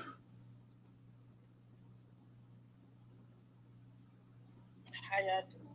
I want to say my condolences to you. Thank you. I appreciate that, sister. What's up, sir? What's going on? I was trying not to talk, which I know it's hard for me not to talk because I'm a talker. But the word that I want to say tonight that I really think that, I don't know, I guess we are missing it. We are saying a lot of the things, but we're not understanding the power of what is being done. But it's infiltration. It is infiltration done at its best. And we, like some of us know who it is, and I believe Be More Codified, who said we got to disengage. And that's really what we have to start doing. And my Uncle Original gave the definition of why we shouldn't watch these things or we shouldn't do these things, because that's exactly what happened. They're infiltrated with the BBL craze, and he brought up the Sarah Bartman and the fact that Black women have natural shapes. Now, I'm Black, but my ass don't look like it because I have a pancake, and I'm proud of my pancake. And although, like, you know, I see these girls with these big asses, and every time I see a big ass, I'm not gonna lie, I turn around like, God damn, she got a big ass, because it's a little jealous. I ain't gonna lie. I'm being honest, but I'm never not in my. Not saying I don't want that for myself. It's just not. I'm not gonna do that. I'm not gonna do that.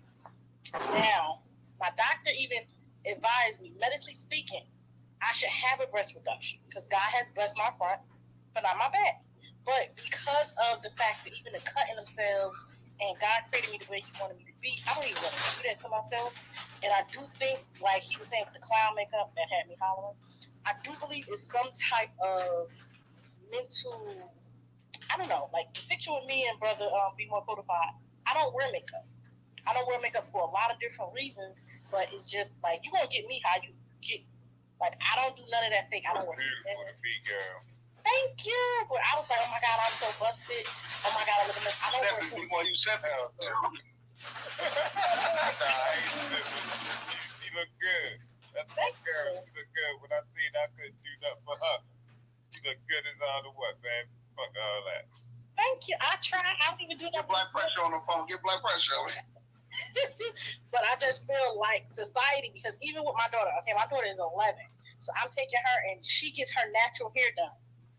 And it's girls in her school. She's like, these girls be having on spaghetti straps, high heels, eyelashes, and all this stuff. And I'm like, I'm not paying for none of that. I want her to love her natural, beautiful self, and it's infiltrated. They put in our system that we have to have these eyelashes. Now, some of these people wearing these eyelashes can't even see because the eyelashes are so fake. They got these infection in their eyes, and we're going to have a generation of people that's going to be blind by the time they're 30 or 40 because of the glue in their eyelashes and all these other chemicals and all these things people are doing to hurt themselves, but they think they're enhancing themselves. even with the makeup, even with like the chemical stuff, it's just never been in me. But if you look at the whole with the people with the BBL, I don't get it. Like, I'm gonna just take this flat ass, I'm gonna take this pancake, and I'm gonna just rock out. If you don't like it, that's fine. I love it. Actually, I don't, but I ain't getting no fake one. I'm about to do some squats. With the Akon, is also infiltration. Besides the fact that he was born, somebody was saying he's Black American. He's not even, yes, he was born here, but he's not a Black American because he don't have the lineage. Just because his immigrant parents came over here and dropped the load because they wanted him to have a citizenship, don't mean he's Black American. He infiltrated.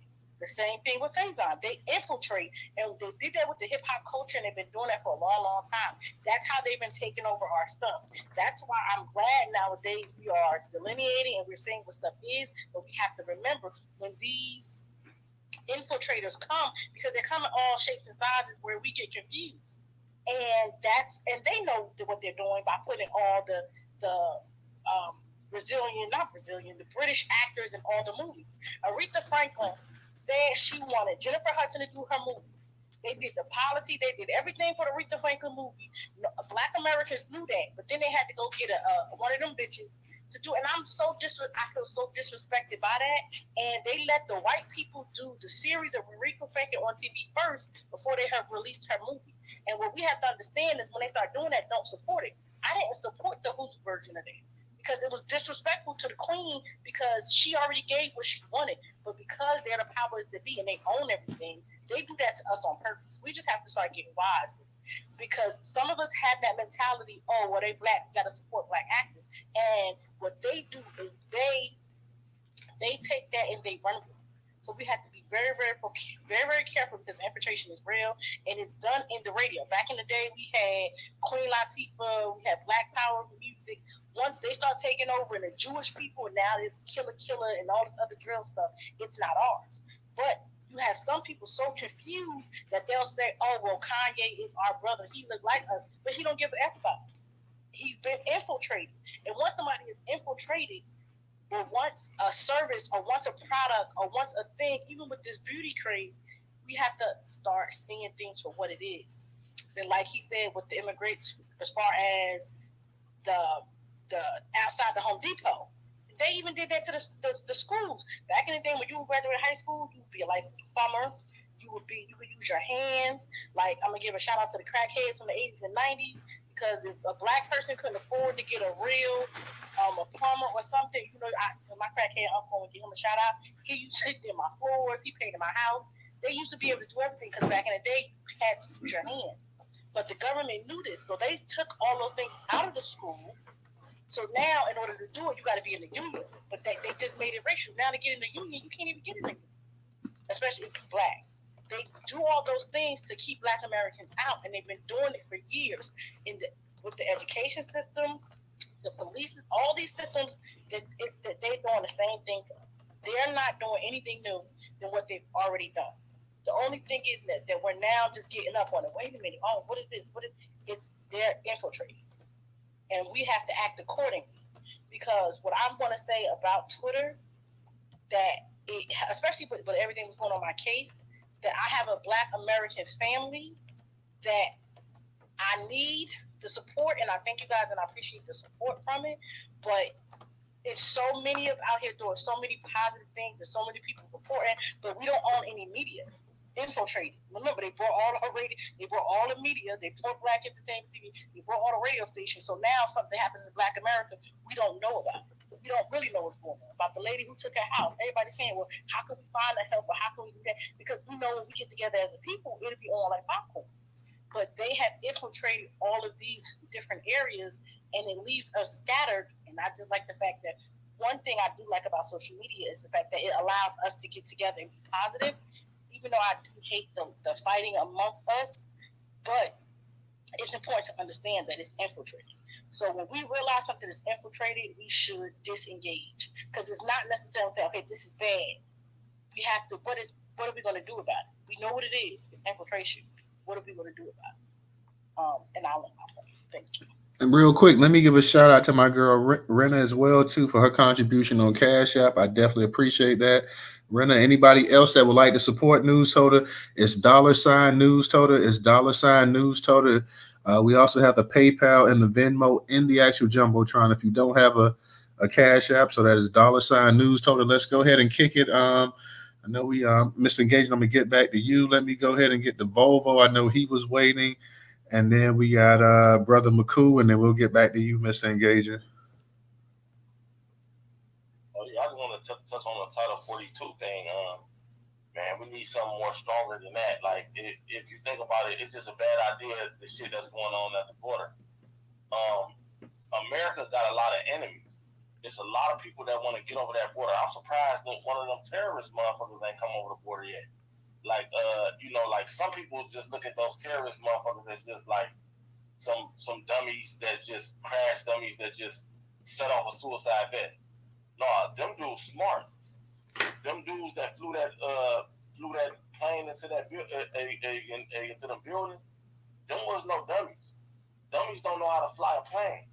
It take a lot of intelligence to fly a plane. Them guys was smart. They was clever. They was patient. They knew how to speak different languages. Them was high level guys. What's to stop one of those Taliban motherfuckers from posing as a Mexican or Venezuelan or Cuban or something like that and coming over the border? They look similar. Those guys speak different languages. What will stop him from faking like he speaks Spanish? Won't nobody be able to tell because anybody just coming over the border. So that shit is extremely dangerous. We need something stronger than a Title 42. We really need to lock that border down. I don't want to go too conspiracy theory, but they gotta know. Cause like how could they gotta know who coming over? Because what's to stop one of those terrorists, one of those Taliban motherfuckers from posing as a Mexican and coming over? Is anybody surprised that this not happened yet? I mean, like I'm surprised that it hasn't happened yet. I'm gonna close with this. On January 6th, when they walked those, when they went into the Capitol building and did all that shit, what's to stop one of those terrorist motherfuckers from following them in with a bomb in their book bag? They dodged the bullet on that one. They really dodged the bullet. Nobody knew that January 6th shit was gonna happen. When you woke up on January 6th, you wasn't thinking about that. So nobody knew that was spontaneous. So imagine if they had time to plan it out, because there's some of those motherfuckers in this country right now. You know what I'm saying? And I'm pretty sure that there's more coming over the border. We got to watch more than just the Mexicans and the Latinos. We don't know who coming over that border, and that's not a good idea to have your front door open. I appreciate you, bro. Let me speak. Absolutely, no problem. I see my girl. I'm gonna get to Brother McCool and Mr. Engaging, but let my girl Trouble come back up. I know she was up in the store earlier, so definitely interested to hear what she got to say about that. Trouble, go ahead and unmute your mic. Hey, Newstoter. No, I can wait for Brother McCool and Mr. Engagement. I kind of want to hear what they got to say, and I'll come back. What I got to say ain't that important, but I can wait. Okay. Brother McCool, you go ahead, and Mr. Engaging. What I wanted to say to my sister, I don't lie, it ain't your booty, it's your beauty. And I would tell you like this. But my man S-I-M-P-S-I-M. I knew you was gonna say it. But Nah, shout out to my sister-in-law. She a boss sister. You know what I'm saying? No doubt. But you know, this Ukraine situation. I mean, no, that's not what I wanted to say. What I wanted to say was to add to what Barbara was saying. I mean, shit. You know why? I mean, once you really start looking at the playbook of this rotten ass America, you know, the only reason why America gave Africa that $55 billion was because of that motherfucker that they gave to Russia to give Brittany Griner back. I mean, I was doing the research on that motherfucker. He was the motherfucker responsible for the war in Liberia, but where somehow FBA brothers and sisters got murdered at. You know what I'm saying? By them Liberians when we got tricked into that go back to Africa shit. You know what I'm saying? That was a motherfucker that America was holding and letting live over here, live all comfortably. You know what I'm saying?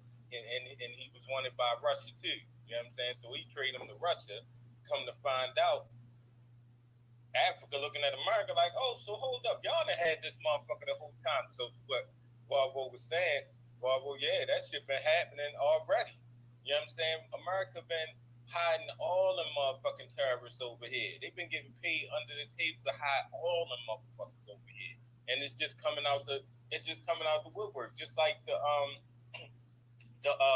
they call her the secretary hell or something like that, the secretary from hell from the Jewish camp and shit. They just tried this. Well, the Secretary of Evil. Yeah, Secretary of Evil. Yeah, that's what it was. Secretary of Evil. You know what I'm saying? They still trying these motherfuckers. So America been hiding and aiding and abetting these motherfuckers for I feel like for centuries for real. You know what I'm saying? Even before slavery for real. Yeah, I mean these motherfuckers have had their hand in so much treachery. Just like Nelly Fuller Jr. say, these motherfuckers that stole whole fucking continents. You know what I'm saying? They done stole whole fucking continents. So this shit right here, this shit just shit that's always coming to light. What you do in the dark always come to light. I learned that. All right, let me go ahead and kick it to Mr. Engagement. Appreciate you as always, Brother McCoo. Mr. Engagement, go ahead and unmute your mic. Hey, what's up, man? Yeah, I definitely wanted to talk about the I wanted to respond to Faizon Love's response towards that whole reparations thing. My thing is that it's their audacity that they look to our lowest denominators in our community to say that is the representation of all of us when it comes to something that's pivotal to our community. It's even worse that they want to hold us up on a view on something that's affecting the whole greater Black community at large. I don't look at these things as just somebody that's speaking. I look at this as almost a version of an hate crime. And I think that we need to be adjusting our lenses when we're hearing these stars saying anti-Black American views. I think we need to be approaching it as no different from a white supremacist who is saying these anti-Black views. It's because it is no different. That's the reason why I want to respond to that in that type of manner and put it into that type of context, because they're saying that they know that we're dying because of resource deprivation, and they're assisting and encouraging the assistance of that.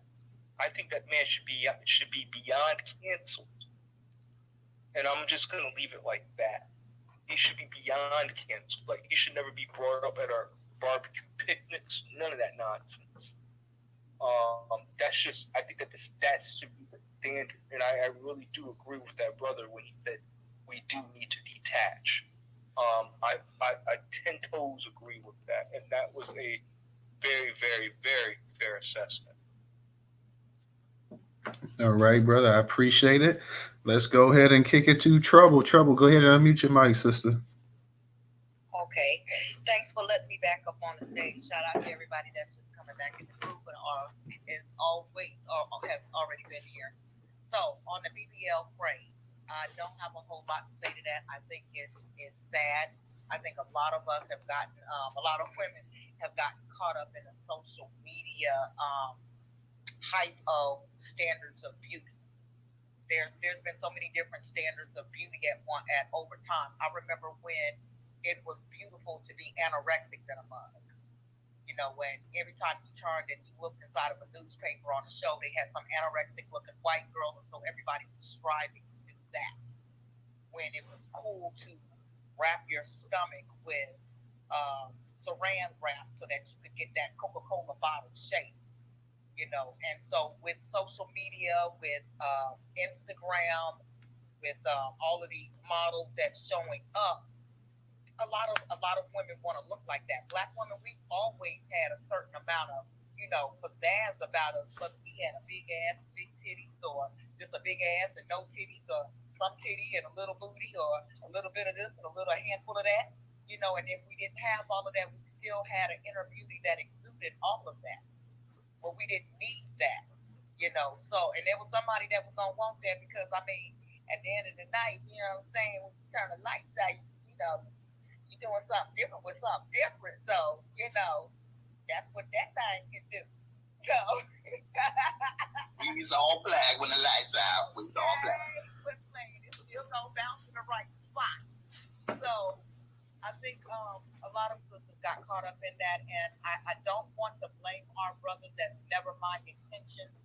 But then we had that time frame where a lot of brothers were, boosting up these white girls that had, sister-esque features and stuff. And I remember, I don't know if it was Luke, and he's not necessarily one of us, but it was brothers like Luke that would go out and say, all right now, I think it was Trick Daddy that was like, all right now, y'all black bitches, y'all better do something. These white girls in the gym and they doing X, Y, and Z. But see, somebody said earlier that the BBLs had started over 60 years ago. So they was getting these BBLs when nobody knew that they was getting them. So you thinking that their asses was inside the gym working the hell out when they was sitting inside somebody's doctor's office getting puffed the fuck up. So it's always, I remember back in the days when they thought it was black women who was wearing wigs, but I met white girls who was working in the mall in the early 90s who was wearing wigs and hair pieces inside their hair. But we were the ones that they were talking down on about the whole weed thing. A lot of these things come from somewhere else, but we are the ones who are downplayed about it, just like with the braids. When everybody was getting the braids, it was hideous, it was ghetto. But Bo Derek wore it and she was a 10. Which comedian was it that came out and put that one on blast? Paul Moody. He said it best. Everything that about us, they degrade us for it, and they lift these other women up for it. And unfortunately, a lot of our sisters, especially our young sisters coming up, this is what they seeing. This is what they want. When they don't understand that some good collard greens and, some fat back on top of some, and some gravy and some meat and, a little bit of grits in the morning time and a couple of, some cornbread will do the same damn thing. So that's all. Don't forget them back shots. Hey. That's all. Shut up, DJ. I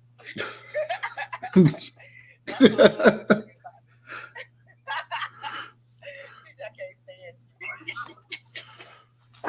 That's all I have to say about the BBL craze. As far as Faizon Love, I'm gonna put Faizon Love in the same place I put Akon in. We got all of these people that love to come out and hit at Black Americans, hit us under the belt. I know Faizon is a comedian, so it's a comedian's job to say certain things and be funny about it. But at this moment in time in our lives, in this space and time in history, it's not funny. Shut the fuck up. What we do with our money, when we give reparations, is our business. And saying, little tropes like brother engagement was saying, you take the lowest, and I don't even know if it's the lowest of our kind, and use that as an example, is despicable. I've had a Cadillac before. I lost it when a storm came through and it got crushed up inside of the building that it was sitting in. But I tell you what, when I get my reparations, goddamn right, I'm getting me a Cadillac Escalade ESV with blue flip-flop paint on that motherfucker, and you better not say shit, because it's what I want to do with my money, and how dare you sit back cock-blocking my money and clock-watching my money to tell me what the hell I'm going to do. Now, if you want to go to the car lot and get you a Kia Sophia 1983, that's your business. That's your mama's business. But everybody sit back wondering what it is we going to do. Why are you worrying about it? The only reason why they're worrying about it is because they know when we can collectively get our funds together, it's going to be the opposite of what you said it was going to do. We're going to get our money, and then we're not going to shop with you because we're not going to need you to shop with. We're going to have our own. We're going to be able to support our own. We're only shopping with you now because we're being locked out of all of these industries that have put us at a disadvantage. For all of these years and centuries, we've been spending our money on bills. We've been robbing Paul Peter to pay Paul. And y'all wondering what it is that we're going to do with our money. It ain't none of your business. We deserve Cadillac. We deserve 2 or 3 of them sitting up in the goddamn yard, like playing crazy. To Brother Valvo's point about the people coming over the border and them constantly bringing other people in and not really watching the border, they watch it. They know who the hell coming over here. It would serve America. Brother Valvo, when they get ready for something, they already here. They just waiting on the phone call to pop it off. They wait for the American government to call their boy, to call their boy, to call their boy, to call them and tell them to go in and set it off. Because as soon as it fit America's agenda so that they could do some lockdown or whatever it is they want to do, they could make it seem like, oh, well, this is going over in this kind of country and this is who did it. Now, this excuse is the reason why we need to go over here and invade and do some other salacious shit. That's what they're going to do. Make no mistake about it. Everything that's going on right now, and Newstoter, you were saying something about how the Republicans are just now getting on board. That's optics. The Republicans don't give a damn. They still want to give money over to Ukraine because there's good cop, bad cop type of situation with those two clowns. The only reason why the Republicans are saying something now is to make it seem like they have a problem with it because more of their people are saying something about it. Optics. They don't really give a looking for, and what I believe is a total reset. We've said it before. We already know what it is.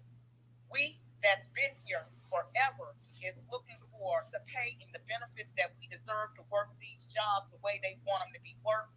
And these immigrants coming over here is working for nothing, no benefits. You can talk to them crazy. They act scared of you. They yes, I'm after you. They looking for the new set of slaves. They don't give a damn. They want a whole reset because the American people see what time it is with these corporations, and they've allowed it. It started when they allowed corporations to be considered as people. It probably started way before that, but that's what I see. So I'm gonna go get up off my soapbox because y'all know I can fuss and talk trash. So hey, Sister Trouble, I got a song for you real quick. It need to go a little faster than that.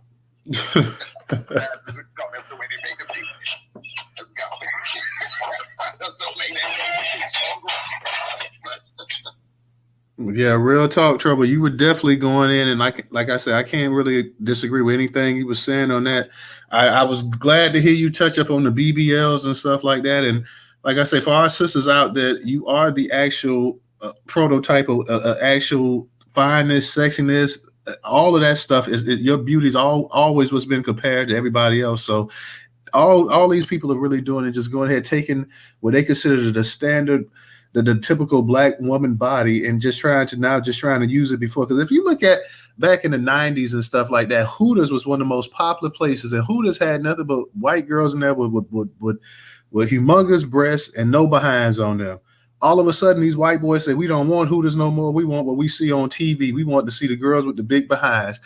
And it's really because of people like I say, Kim Kardashian, and even to a certain degree, Jennifer Lopez. Like when they start looking at certain people to give credit to, they want to go ahead and take it away from the black people because they already know it's a given that they built like this. So let's go ahead and let's take it away from them and let's start putting on other non-black women and say, okay, well, this woman here, she has the greatest body in the world. Yeah, she's not black. She's Hispanic. She's Puerto Rican. She's this. She's that. She's anything but black.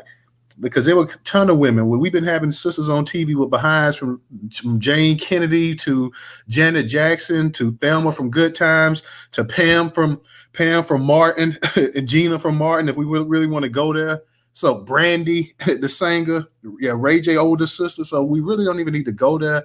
If we're talking about this, like they act like this just happened. This is something, like I said, Kim Kardashian wanted to have the ultimate because she loves black men. She wanted to have the ultimate black body. She went ahead and she got her body sculpted, and all the little girls, white girls on TV saw it. They went out there and they started getting it sculpted. Black women started, I think a lot of our sisters started feeling like they were getting left behind, and now white girls were actually taking over their body types or the body types that they heard were most stereotypically assigned to black women. So they decided to go ahead and get up in the game as well too. Back then, you got the rap videos, and you got, like you say, the Instagram chicks, and having the big behind is like the be all end all now. So now they got to go out there and get it and risk their lives and stuff like that. So that's what we at as a people, unfortunately, right now. Mr. Engaging and Bobo, I'm gonna get to you, but baby sister hadn't had a chance to speak, so let the sister come up here and say something real quick. Baby sister, how you doing tonight? Peace and reparations, family. Like 2 seconds ago, I'm good, sweetie. And condolences. Both of my parents are deceased, so I hope they playing dominoes or whatever they do. Back in the day, they used to play Biz Wiz. So yes, ma'am. I appreciate that. Thank you. And they doing their thing and being very proud of us. Look, all black people, real black Americans, y'all know what we need. We need grits, butter, some sharp cheddar cheese, and a strong headboard. Okay? Again. So when they kind of figure that we need to, you feel me? And that's 3 times a day. But anyway, Jennifer Lopez, she got her kickoff on In Living Color, right? They saw that little ass and was just wild. But it's amazing to me how these Faizon and the rest, Akon, just feel the need to, just say whatever they want to say. The one thing, when I get my money, they can best believe I ain't gonna pay them no fucking attention. So they don't have to worry about what I'm doing with my money. We need to start calling them out, like everyone is saying. We need to put them on that, you know what, fuck you list, the blacklist list, because they don't find it insulting. They don't find, well, what I'm just gonna say this, and I'm gonna go back down the list. What I don't understand is why they feel they can say something like that and still walk around without any security guards. I swear for God, if a female person says something like that to me and I was around them, it's gonna be a problem. So, brothers, for them to say that, that is disrespect. To say I can say anything I want to say and you're not gonna do shit about it. We're gonna handle these crackers, but we're gonna handle these people first. And they don't give a shit whether we do anything to each other. So that's just like a free kick, kick somebody's ass time. But can you imagine him going to the store, Faizon, and somebody seeing him and not checking him? We got to check them. We got to embarrass them. We got to check them. That is disrespectful. A Cadillac.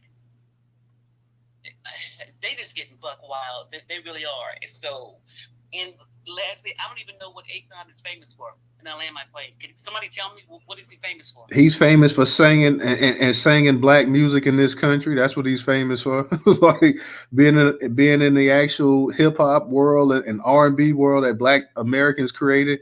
He's famous for putting out some hits and stuff in a genre of music that Black people created. So that's what his fame and his popularity and everything he has comes from, is from the actual sweat and equity that Black Americans built at creating this tremendous the vehicle for music in this country, and he was able to benefit from it because his skin is black. And when he came to America, he said that he was a Black American. And I don't care whether he was born over here or not. His parents still came from Senegal, so in his parents' mindset, they weren't Black Americans when they got here, but the country said that she was Black. So that's what he's most known for, is being around Black people and coming up. So that's his whole life story right there. And oh my God. And now that he's got some money and he's got fame from Black Americans buying his music and supporting him and raising him to a certain level, now he can get fronted tens of millions of dollars by the Chinese, and he can go over there and he can create his little high-tech city or whatever supposedly that he's creating and whatnot. So all of this wouldn't be responsible had it not been for Black Americans bankrolling him and giving him a life that he otherwise would not have had. So yeah, thank you so much for your contributions for help for Black America, looking out for you, Akon, and then you going ahead and pissing on the culture. So this is what we had in this world. We got a couple new speakers. I got a daughter and I got Havana. We're gonna go ahead and let them go. And I'm gonna get to you, Mr. Engagement. I'm gonna get to you, Volvo. We just want to get our new speakers up in here. So, daughter of Zion, go ahead, sister, and unmute your mic. Thank you so much. And again, my condolences. I know what it's like to lose your mama, and it's just never the same. And yes, I do I think about calling mine too sometimes, that I have to remember. It's just the weirdest thing. And but I want to say about, the BBL, I don't have too much to say. I just don't understand it at all. I think it's a self-esteem thing, of course. But I mean, I can understand like enhancing yourself maybe a little, but I'm reading now that type of surgery is one of the most dangerous surgeries right now for women to get that. I guess especially if you're doing that fat transfer, it's a long surgery. So, and then I don't understand a gigantic butt. I don't get it. I don't understand a little, some butt, but those huge gigantoids, I don't get it. Anyhow, with Akon, I think he's been saying stuff for quite some time now. This is not the first time.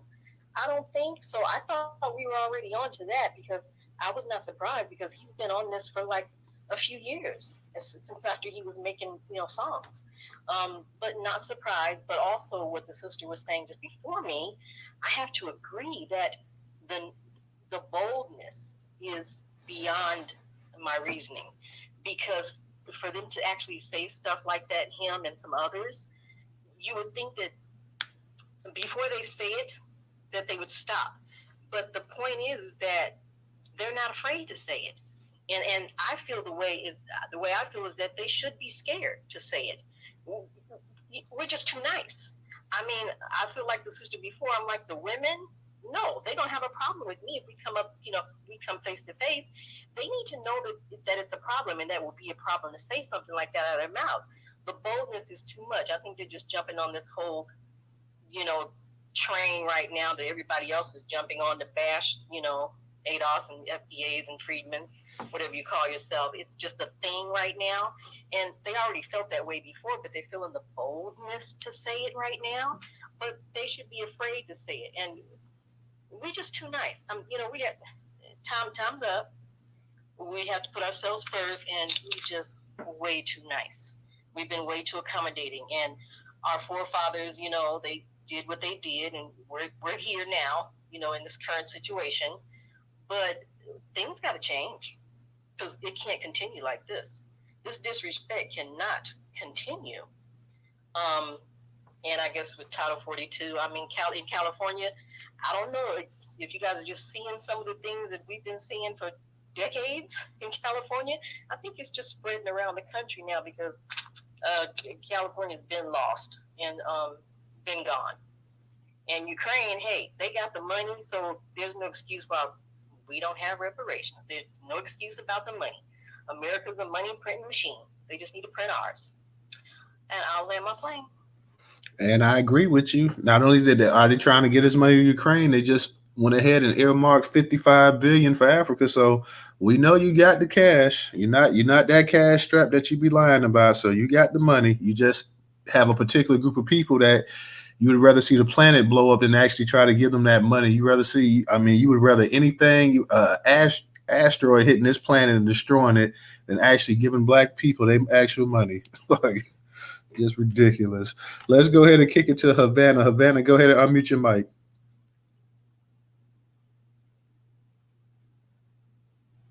Hey y'all. I just wasn't sure how many people really know Akon's history. Like this dude was a carjacker and a drug dealer, and he started a little record label called Convict Music. Go ahead and his spit first that single shit. was Thank you. I'm locked up, they won't let me out, and was singing about being a carjacker and a drug dealer. So, I mean, it's crazy to me even hearing the audacity come from him. And he also talked about, like, very boldly, even bragging how his father made sure all of his mates had their babies on U.S. soil, and then they went back to Senegal. And then he came to the United States later as a teenager. So his father made like a specific choice to know when it was time for them to drop their babies to do it on U.S. soil in his travels, and according to the things that I've heard him say, like he was teaching other people how to do that shit too. Like, yeah, you come here for this and come here for that, and then you have them here to go back, and you'll be able to send them back whenever you want. So this, this thing, like he literally glorified him being in jail, a carjacker, and a drug deal. I guess it's par for the course because so many people have a very parasitical relationship with Black America, and so by design, you suck the blood out of the host until you have poisoned it, right? And then you move on to the next. And so it irritates my soul, and it's so much of it is laughable, but people don't understand how serious it is when people can change your narrative. And I say to people all the time, it would make me cringe when I would hear people talk about the Statue of Liberty having to do with welcoming immigrants. It has absolutely nothing to do with that. It was literally a gift from France to celebrate the emancipation of Black Americans. But they have literally rewritten our narrative. Now, in New York, they just opened a new Statue of Liberty museum, and they made a point of saying, this is the real story, and gave the backstory about it being a celebration of our freedom. But if you talk to the average person, I've heard Black people say, oh, it's about ultimate. It ain't got nothing to do with immigrants. But people can rewrite our story if we don't address it. And it's just, I guess, since they've got a little popularity pretending to be us, folks are starting to feel themselves. But it's sad to me because Black people are so giving, and all the Black people that I know were raised to embrace Black folks and to even empathize with them globally. We know the history. We know that, when my parents were in college, they were protesting. In the 80s, they were protesting apartheid. We were putting pressure on our government to do something about what was going on. We know that the Tuskegee Airmen trained the Ethiopians and literally created their aviation force them to fight Italy. We know what our history is of seeing other melanated people as akin to us, and then so many of them having this attitude like number one, they have a right to be here, and number two, like it literally wasn't our efforts for them to come here. And that's why I always pull up that picture of them people at the border on horseback chasing them Haitians. And I'd be like, that's how they really feel about us. The only friends you had here was us. And so you turn on us now? Well, you know what? We're a duly noted course correcting kind of motherfuckers. We got your message. And it's cool because guess what? We're not flooding your borders. A lockdown and a change ain't going to affect us in anything but a positive way, but it's going to affect you very differently. So it's just, social media has really put a spotlight on stuff that has been disheartening. And I have to pull myself back sometimes from engaging because they'll take you there. Like Clubhouse was I had to get off it for months because people had me going off. And I said, nope, I can't do that. And I remember none of this shit was ever said in my face my whole goddamn life. When I was in undergrad, I had 2 Nigerian roommates. And they ain't never step out of line and act anything but like, hey girl, hey. Like it was never even whatever. All they wanted to do was be down and pledge a Black American sorority, and that's what they want. It was never any of that in person. So social media has allowed these people, especially because we're not in the same spaces, to talk reckless in ways that they know better they would have never done in real life in person. But it's also, made a lot of us change how we feel, and again, there are still people that I mess with and I rock with hard that are not Black Americans, but that's on an individual basis. Collectively, we have an issue. And I got to treat you just like I treat white people collectively on a case-by-case basis. But collectively, your issues and mine are not the same. And my priority is making sure that my folks are okay. Because, again, we're the only ones that moved Black first. Everybody else was ethnicity and tribe. And we didn't get that until now. And, so hopefully we've grown and we can, not let them take us over the edge. Because they sure as hell be trying. Hey, Lou, I just want to add on to that real quick. Co-sign what you're saying. If you look at the Statue of Liberty's foot, I believe it's the left foot. There's a chain that was actually left on the Statue of Liberty's foot. Yeah, the broken chain. Yep. Again, there's no question about the history, but they literally wrote on top of us. There's a scribe that was added. I think it was by a Jewish lady talking about, you're tired and you're bored, and added this on. I think it was during the Kennedy administration. They asked her to write this thing, and she added this on as but it had nothing to do with the history. That was not what it was at all. But you will be hard pressed, and that's the part that bothers me. You will be hard pressed to find somebody that doesn't associate it with immigration, even if they know, like, well, yeah, I kind of heard, that it was about. But they will associate it with immigration first and say, oh, yeah, the Statue of Liberty is a welcome to immigrants. And that's completely untrue. Thank you, sister. You touched on so many different points. That was great commentary. I definitely appreciate having you. Not sure if I ever heard you speak in the Twitter space before, but I definitely love hearing you speak tonight. So whenever you get a chance, make sure you come and check us out. For those that don't know, we're here normally Monday through Thursday, 8 p.m. Eastern Standard Time. I was out last week processing the death of my mother, so we'll definitely be getting the Twitter Spaces back up and running at its regular time. I know today's Monday. We're gonna do one Monday, Tuesday, Wednesday, Thursday. We may do an early space as well too and stuff like that. But we're definitely gonna go ahead and get everything back running. So we've had some great speakers tonight. So let me go ahead and move.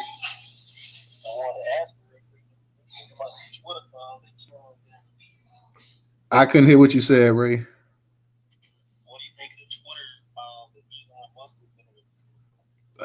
I have no idea what's in it, so I guess it's just kind of wait and see type thing. So I really have no idea. Hey Ray, they just locked up that ex Twitter CEO for child pornography, bro. They busted. They went up to Canada and got that nigga. Oh, they gun butted him too. Man, Wu-Tang for the kids, yo. Yeah, we'll have quite a few. I'm sure that there's all kind of different things they got that they holding back at this point. So I guess we'll kind of find out when it pops off or whatever.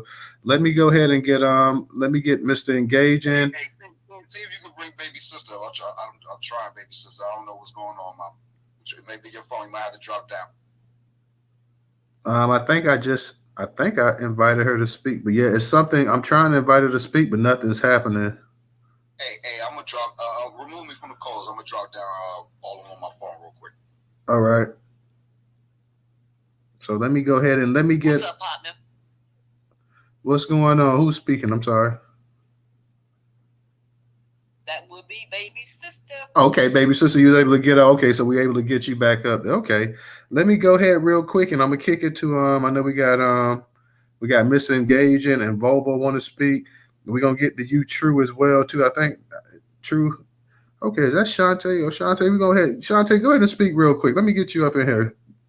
Okay, hey, and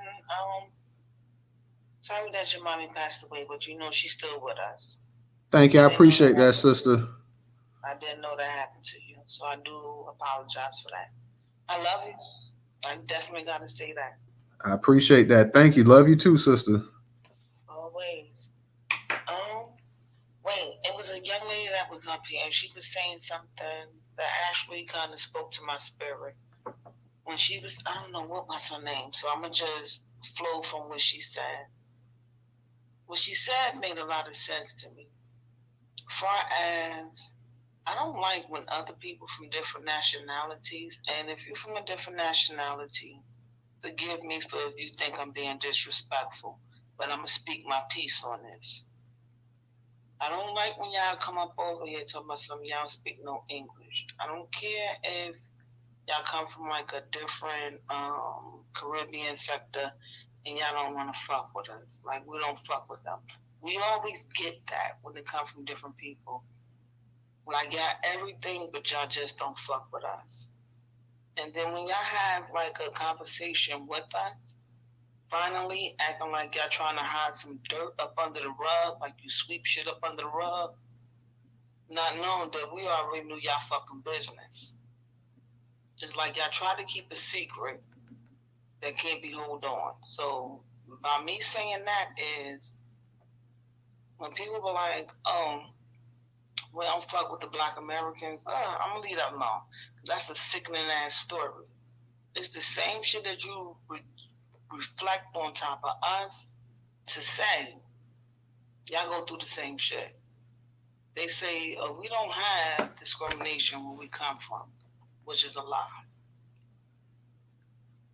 I done deal with every type of group on this, not every, but 10, probably 8 to 10. And there's always some type of problem when it comes down to something. When it comes down to Caribbeans tell her, and this is like the secret that y'all hold on to. It's always said it's Indians first, then dogs, then the fucking blacks. But when they come up over here and come chill with us, it's like, don't y'all supposed to help us? Like that little Akon shit that he did is disrespectful to me. Because that nigga from Jersey.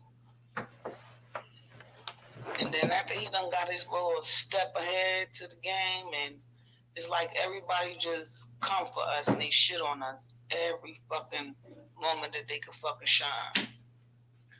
And then pretend that, oh, we don't have this problem over here. Yes, y'all do. It's just easier for y'all to shit on us. And I'm tired of that. So, I didn't mean to bring no negativity up in here, but I was just piggybacking on what this young lady said. Everybody act like it's so cool to shit on us when they ain't shit. And I didn't mean to say that because I know your mommy just passed away, so blessings to her, blessings to you, your family, and all that good stuff. And I didn't mean to bring no negativity. Thank you, Shantae. I appreciate that. Thank you for your condolences, and I really do appreciate that. So, as always, you're welcome to speak up in the space as well. So, definitely glad to hear from you tonight. I know you be changing them profiles up on me sometimes, so I'll be knowing when it be you. I'm gonna stick to it. I'm gonna stick to this. Okay. It's good to hear from you also. Good to hear from you too, sister. Let's go ahead and kick it to Miss Engaging and Volvo. Miss Engaging, go ahead and unmute your mic.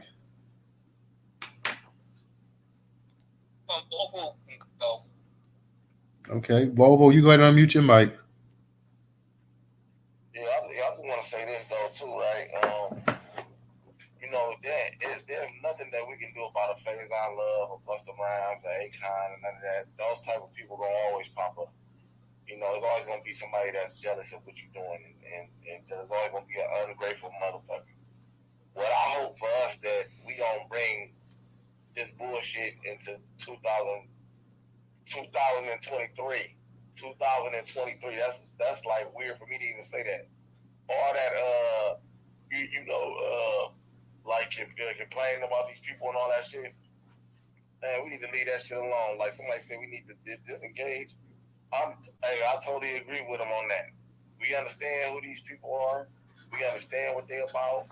We understand they jealous. You know what I mean? We need to just treat them like somebody said, treat them like white folk. Already do that. As soon as I see an African name or somebody talking with an accent or something like that, I'm dismissive. What do you want? Like, I don't even want to be around you. Like, for real. Like, I'm like, what we gonna do? We gonna stop being dope? Y'all ready to stop being dope? So that's just part of that's part of being dope. You know what I mean? There's gonna always be some haters. There's gonna always be a fucking Akon popping up trying to compare his people to our people. The resume don't even add up. He know that shit. He's just saying anything. Faizon Love talking about Cadillacs. That's straight out the white supremacy talking point. That's a straight white supremacy talking point. Niggas don't even expire to get a Cadillac no more. Now, we still do drive Cadillacs, but that's kind of like an old school man car with the white walls and the rag top. I mean, don't nobody really aspire to get no Cadillac no more. You don't even hear rappers talking about, I got the new Cadillac. Ain't nobody really into that weird ass shit no more. You know what I'm saying? He just saying, he just hating, man. So, I'm glad they doing it.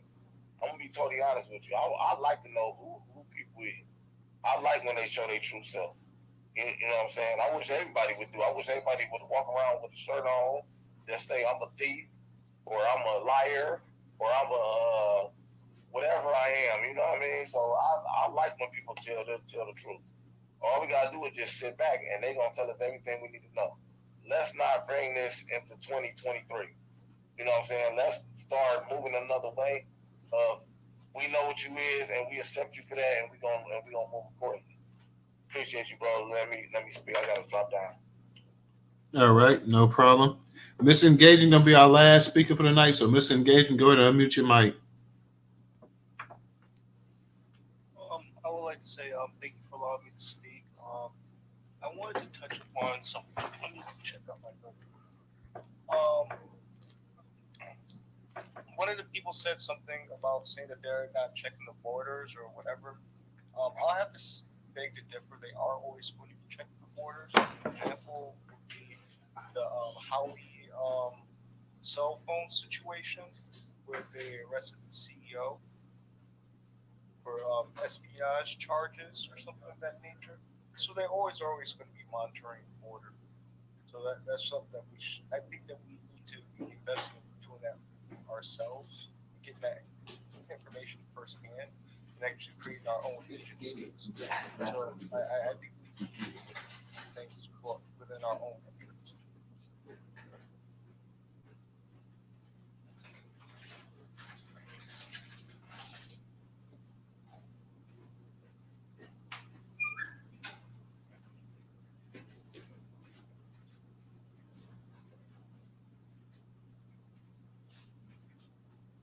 So I'm done, man. Oh yeah, I thought I was about to say, am I in the Matrix? I don't know why y'all waited. Don't get anything out of that. No, try to make you in the Matrix. Nope. Nah, Damn, Ray dropped out. Damn.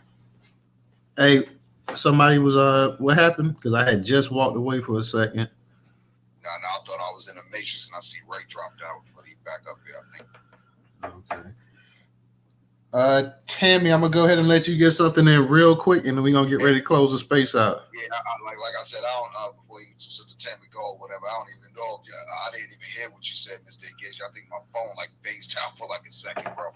You gotta have to upgrade your phone too, bro, because yours kind of janky. It's all good, man. You got it, Tammy. For sure. Tammy, you there? Sister Tammy, come over here and bless us with some of that critical information about how we gonna get this money. This money. I'm not sure. Is she there? Yeah, phone. She got Janky Gang phone too. Okay, yeah. Thank you, phone. Yeah, there you go. She up there. I see Ray just dropped out again. Damn, bro. Tammy, you can speak. Oh, no, she just dropped. Yes, she is. She dropped out. I just wanted to say hey to everybody. I forgot all about it, man, and I was on a call. Everybody doing okay? Yeah, we're doing okay. I'm talking some good shit. I mean, some truth. And I get you, Mr. Engagement. I get you. All right, y'all. That's all I wanted to say.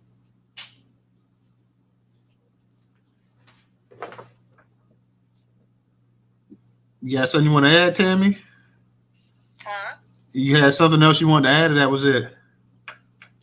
No, she said that was it. Yeah, like I said, this Twitter acting up. Oh, okay. I said next time, but Akon, it's a distraction, y'all. That's all it is. It's a distraction because they doing something else.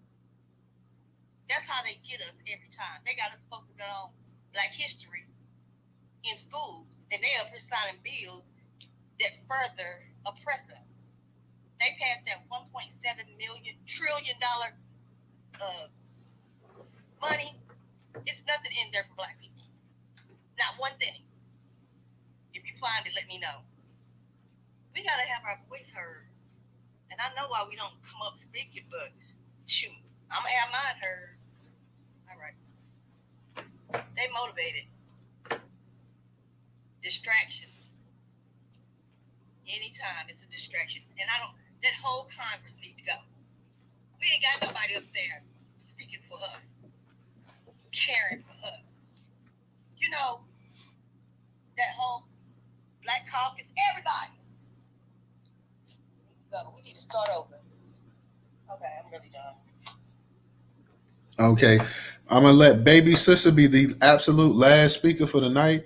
And then we're going to go ahead and we're going to close the space down. Let me give a shout out to Chef Brill for your contribution on Cash App. I definitely appreciate it and glad to be back also for the holiday season as well, Chef. Go ahead, Baby Sister. Unmute your mic and you're going to be our last speaker for the night. Fam, just wanted, I heard in another space that Chef C was giving out, that he gave out some toys for our kids, so I just wanted to say thank you for that. The last thing I want to say is, we really need to acknowledge, yes, we've been hoodwinked, bamboozled, and when their lips are moving, they're lying. And it hit me when we were talking about the HBCUs. Spike Lee, he came up off of us. She Gotta Have It, and all those HBCUs movies, and he has been fucking crickets. So he needs to be on what the fuck list, our blacklist. Find that very, very disrespectful. You make all these HBCU movies and shit, and you ain't saying shit. But anyway, remember when we how to do the turkey, and how the pilgrims and all that shit. Everything that we would. This is how diabolical they are. They would make us go home and do homework. Who would have to help us with our homework? Our parents. So they were double down on our ass. They got it both ways. The first time when our parents had to learn the bullshit, and then we go home and we ask them, Mama, is this right? Daddy, is this right? So they're maniacal. So we're not that stupid. They're just really fucking good. And my last thing is this: I went to go see Avatar with my nephew. I swear for God, I wanted shit to burn. There was this one part in there. I'm not gonna give it away. It was a stupid ass movie. He liked it, and I was there with him, so fuck it. But and he's 26. But anyway, there was this one phase job. There was this one. They were killing these beautiful blah blah blah.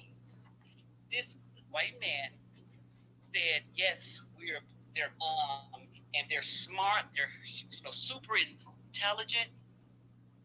But here's the deal: we have almost just ran up to the screen and just started, just shots fired.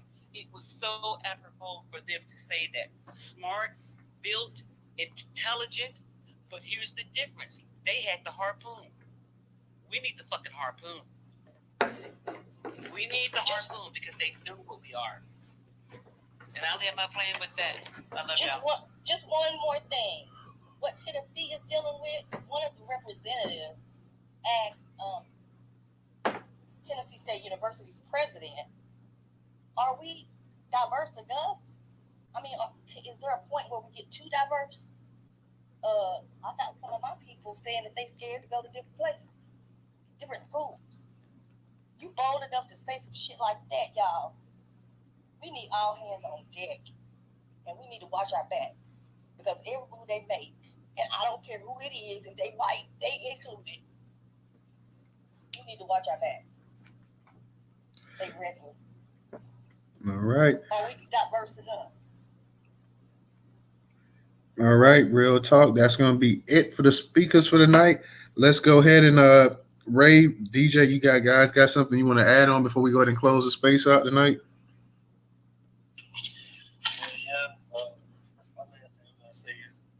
Gonna be more directed towards you, brother. We're praying for you tonight. Definitely keep your head up, man. I know you're going through a lot. It is 2022 going into 2023. I still got my mother's number saved in my phone. She's gonna call me today. So it's gonna be, little things like that, man. You might see a picture of her or whatever. Just something to remind you of her, man.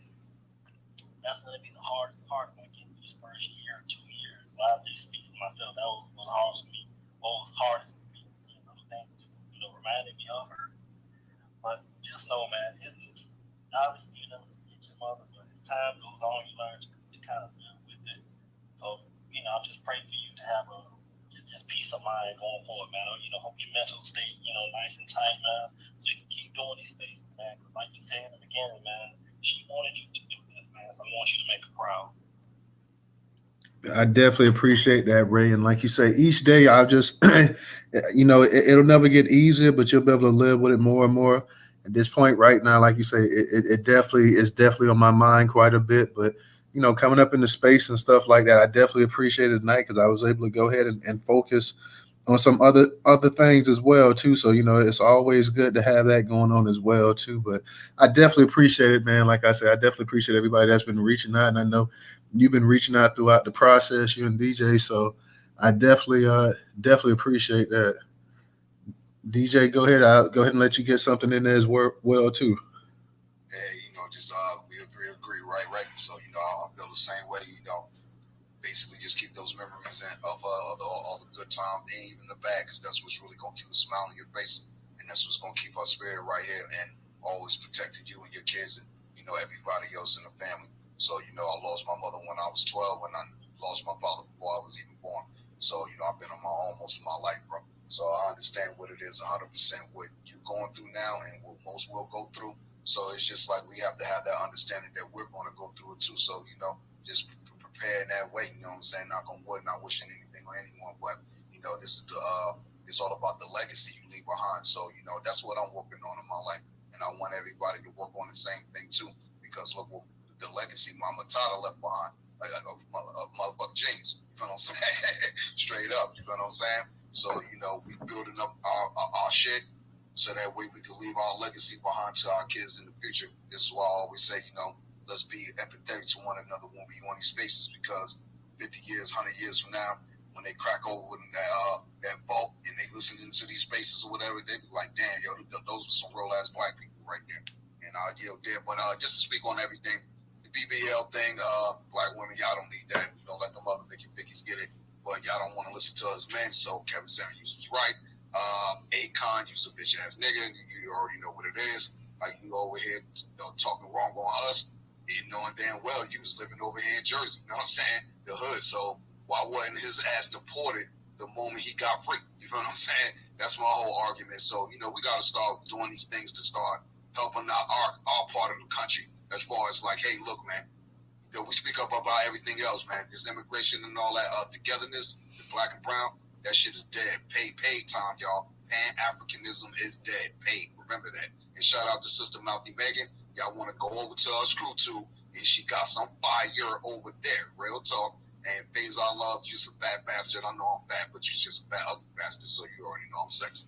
You know what I mean? Title 42. Hell yeah, hell yeah. Hell yeah, hell yeah. You lemonade, you know what I'm saying? So, Title 42. We got to uphold that law. You know what I'm saying? This is why we need to have to start advocating for our black folks to get up in office. Now, you can't, we ain't scrapping that off the books just yet. Trying to talk about some ill virus coming back and all that other stuff. So, you already know. You keep your asses over there in your community, your country, rather, excuse me. And don't cross the Mexican side of the little border right there. Y'all lost the war in Mexico. You know what I'm saying? It is what it is. You know what I'm saying? Twice. And you're going to have to sign that country over to America because y'all took that L. So, all y'all little chicken heads that's over there on TikTok, whatever your name is, mama, keep our reparations of California AB 3121 out of your mouth. Y'all should be even happy that y'all always even allowed to come back over to the other side of the border to even fucking work. You know what I'm saying? So if it wasn't for that, us putting that shit in place with our civil rights, same thing with your bitch ass Akon, you wouldn't have the riches you have now if not for the civil rights of the work done by those that come from the descendants of those that were enslaved or had to deal with the civil rights bullshit. You know what I'm saying? So with that being said, Akon, you can't come to the cookout. Anybody with a BBL, you can't go to the cookout. Faizon love, you will not be in the next Friday. I'm about to hit Ice Cube in the chat. You know what I'm saying? Title 42, vote to close the border at all costs. Oh, and the Ukraine thing, Zelensky, you's a bitch, because if he was really about saving your people, you would have just shot the fade with Putin and left it for what it was. You know what I'm saying? Now everybody getting killed and we losing our reparations, fucking with your dumb ass. You know what I'm saying? That's why it's Team Putin. But I yield. Newstoter. All right. Reparation2023.com. Reparation2023.com. There you go. Definitely, y'all. And once again, on that note, it was glad to have all you guys back. It seemed like it's been longer than just a week or so, but it seems like it's been a lot longer than that. But glad to have everybody back in the space and whatnot. And we'll definitely be back tomorrow night. Not sure exactly what the title going to be, if it's going to be another title space or whatever, but you guys just come and check us out. I will definitely be sending out the reminders as well to let you know 8 o'clock we'll be starting this thing up, so you guys go ahead, and throughout the day gonna also be sending out those news posts as well too, so you guys make sure you visit newstoter.com, the largest black American owned news curation platform today in America. So definitely glad to be back with the fam on Twitter as well too. Peace to everybody tonight. You guys have a good one, and I will see you tomorrow night. Peace, y'all.